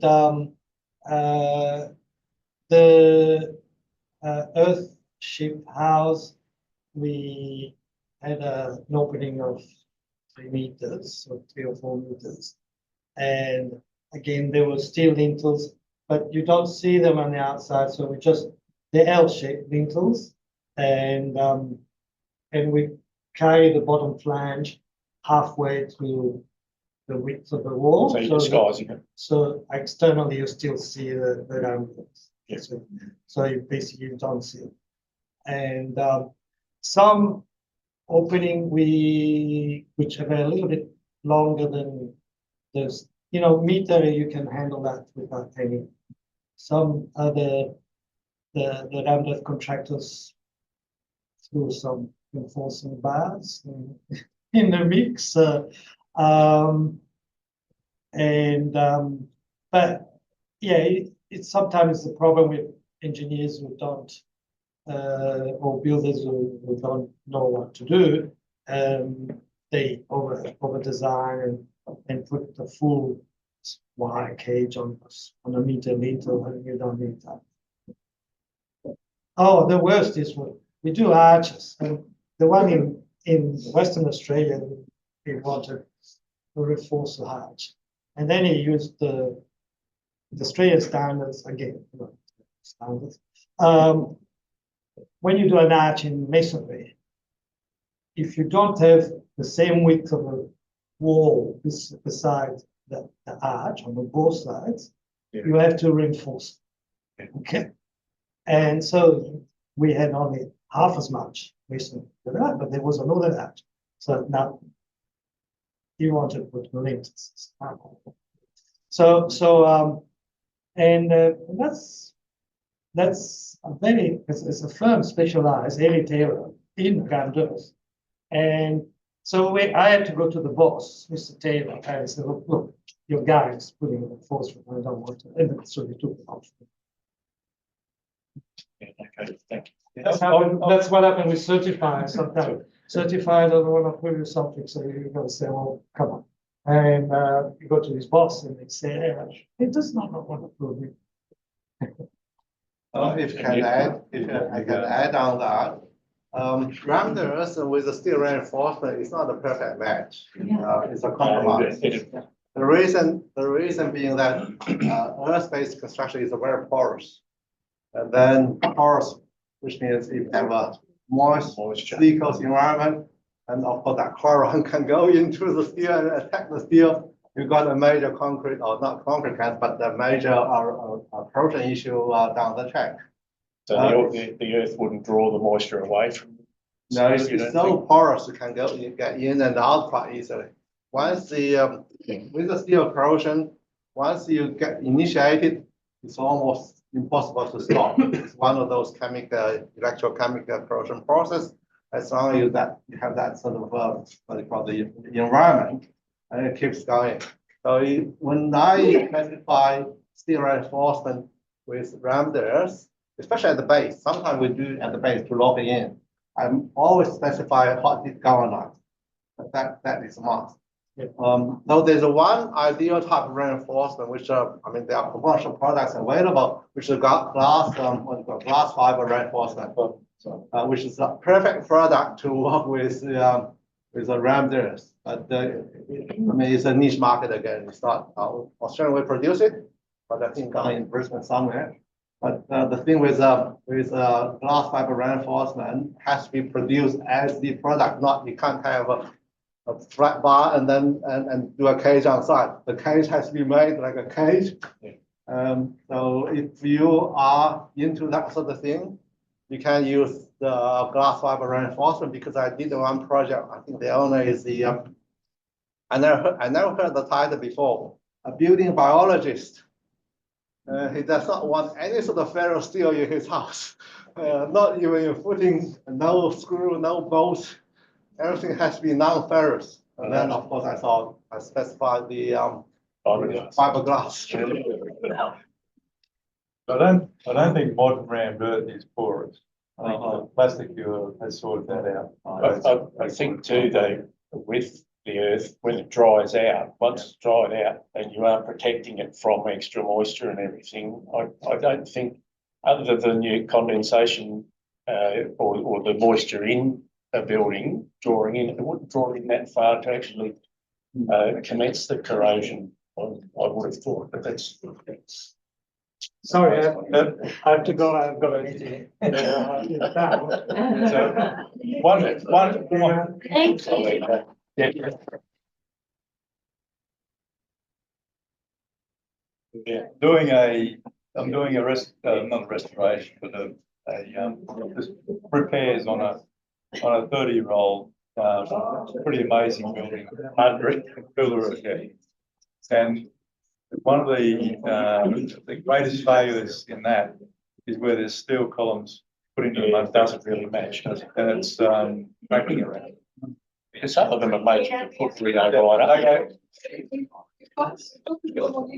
So Kate has got a quick presentation and then we go on. Okay. Really quick. Okay. Oh.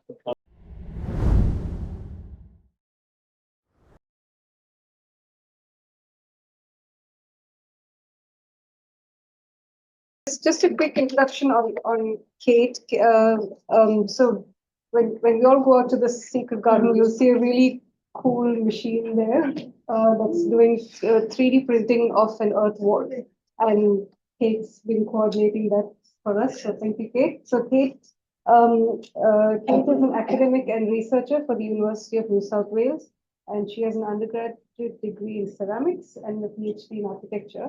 And she's also an EBAA committee member, and she's enlightening us with 3D printing now, along with Mohammed, who's at the back. So, thank you.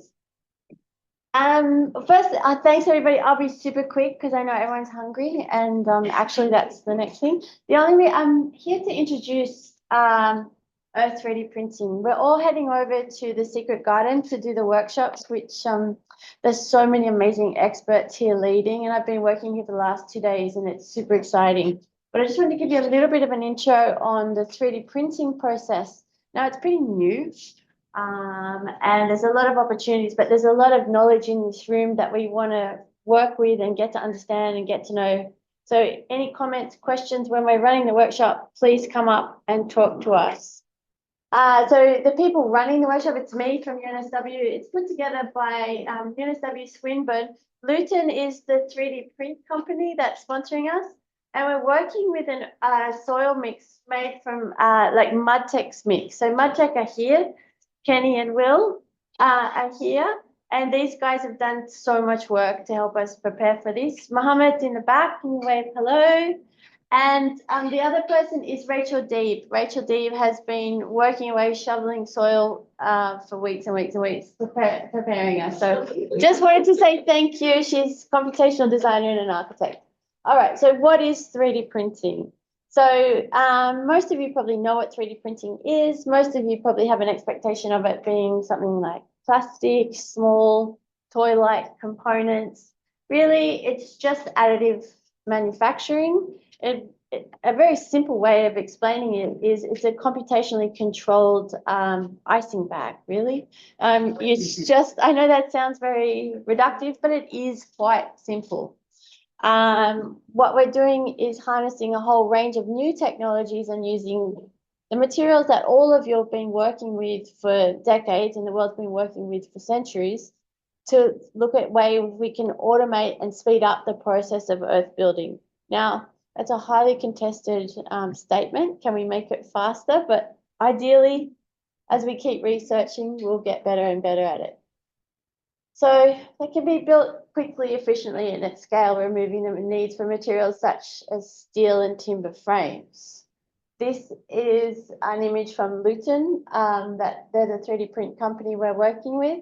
Now, they specialize in the manufacture of 3D printers, the machines themselves. They're not a 3D print construction company. They traditionally work with concrete. It's a material, I'm not a fan of concrete, but what we're doing is adapting their machines and working with earth materials.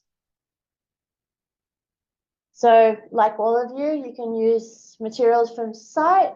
We're working on very similar material mixes to mud brick, some rammed earth. We don't use at this stage any cements of any kind. I'm very much on the Peter framework that concrete or cement and clay, they don't go together. They have totally different shrinkage rates. They perform in very different ways. Their reactions to water are almost opposite, I would have said. So we try really hard to not use anything chemical. This research started in 2016. This was my first 3D printer with a robot for a conference and down at the Wharves in Sydney, and we scaled up significantly. We started with just terracotta and realized that actually there's no reason you can't harness some of the clay that's naturally in soil and scale up and start to use it for quite big works. In principle, you just scale up. Now, obviously, logistically, there's some challenges, but we're working on it. International precedents that exist. Some of you have probably seen some of this online. This is an organisation in Spain, IAC. They run an amazing master's program where you just do 6 months of earth building. This is one of theirs. It's straight from site, and they've run a whole lot of awards in Europe for working with sustainable materials. This is one, you may already know this. This is a company in Italy, WASP. WASP is an acronym for World Advanced Saving Project. Quite a clever little play on the word WASP. And this is a giant building, and it's amazing. Like it's spectacular, the scale that they're working at. This is one of the things that we're starting to focus on more and more. The walls is a complex structure like this, and what are the opportunities? So Rachel, who's here, her PhD will be looking at the complex infill patterns and looking at porous forms and thinking about, okay, what are the opportunities afforded to us by not having to build a solid wall? Does it just not work, or can we fill it in with other things like straw or hemp fiber?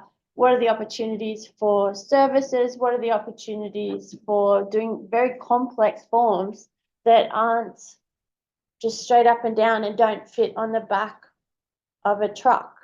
I think one of the big challenges in construction is, how do we make things different? How do we do it? Now that we have all these new tools at our disposal, what can we do with them that challenge what architects design?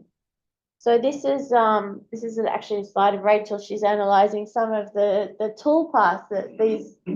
So this is called a tool path. This is how the material is laid down and how the different infill patterns work for different projects. The names of all of these are all up there, so you can have a look at some of the different precedents that are happening around the world.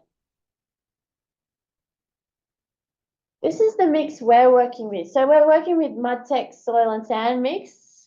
And it's been really interesting because I tried to work with just soil and sand mixes before, and just, oh my God, so much cracking, shrinkage, distortion. This mix, it's like touch fake wood, is working really well. We're not cracking. It should be cracking, but it's not. It's kind of working first every time. So that's a big thank you to them.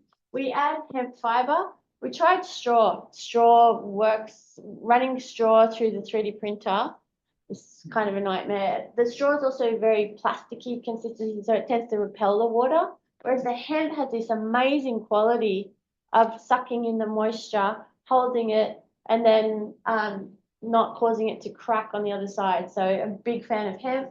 We used to keep it plastic to get it to run through the pumps and machines. At this stage on the scale we're working at, we just use terracotta clay, pottery clay, a bit of ball clay or bentonite, which is to aid with the plasticity, and just add like 25 mils of sodium silicate per 100 litres. The sodium silicate just keeps it in suspension. So this is one of the key tools we need. Computational design creates a tool path which tells the printer or robot where to move. So this is an example of the tool path we're already working on. And you can design this in a whole range of CAD programs, probably quite a few some of you will have heard of these, some of you won't. There's one called Rhino, there's one called Fusion 360. There's a whole range. There's so many out there. If you just Google it, you'll find some. So that's telling the robot what to do. We can simulate it, we can look at it, we can work out what it's going to do before, and then it builds up in layers. Equipment, we need a pump. Right now the pump we're working with today is this one, the baby. It's disappointingly small. I can't wait to get a giant mining one. This is the company we're working with. This is one of their bigger 3D printers. This is one of their concrete ones. So we're also trying to get them on board with using earth, and they're amazing. They're investing with us and looking at working out how we can do more work with earth. This is one of the walls that we've been working on. This is a video of Rachel and Mohammed working on this toolpath down in Melbourne in the factory last week, preparing for this conference. Just showing you that's the printer we've got over on site. And like every type of earth building process, it takes a while to get the mix right. And that's what we've been fussing around with. So we all have different roles. Like most things in earth building, it's a team process. but we're building a good team slowly but surely. And then the last thing, this is Mohammed here and some of our colleagues, mostly from Swinburne, and we're doing some more research into this with Luton. So I just want to give you an introduction. Please feel free to come up and ask us any questions. Please feel free to come and work with us and learn about 3D printing. We're big advocates. We feel like there's a lot of opportunity for automation in earth building using this equipment. There's also, Ray, do you want to talk about any of the other workshops we're running? Yeah. That's right, sorry, Ray. No, so this afternoon, lunch, after lunch, lunch is going to be actually at the barn, right in the middle of all the earth and whatever, the tables and chairs over there. So that's where lunch will be. And straight after that, we've got all the exciting workshops. But the first one you will see will be the 3D printing, just what the case study shows there. The back right corner is bricks, mud bricks, fresh bricks, all of our bricks. Just before you get there, we'll be doing the cob, and Keith will be showing all his a lot of research being done with the child. That'll be fantastic. To the left, the back left corner, we're looking at light earth. We're looking at light earth rendering. That'll be fantastic.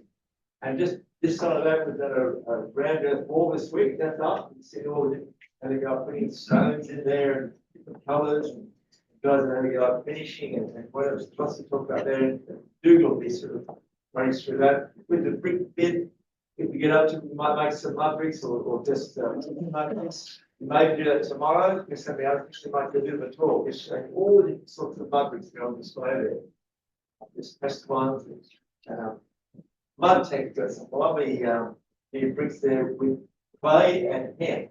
So traditionally, when you see hemp, you guys got lime out, so they've been doing work with white clay. And there's shovels in the middle there with white clay, with other hemp, lime hemp walls. So they look very similar. So we're doing with clay. So it's really interesting. So something we haven't done before, that's all there. So it'll be a great afternoon, and we're doing the same thing tomorrow afternoon. So if you missed one workshop one day, you go another day. If you want a bit of hands-on, there's an opportunity to do that. All right, guys, that's a wrap. We can all get up and actually have some lunch. Make your way over to the secret garden, to the back, to the shed, and we'll have lunch there, do our workshops then. Good. Thank you.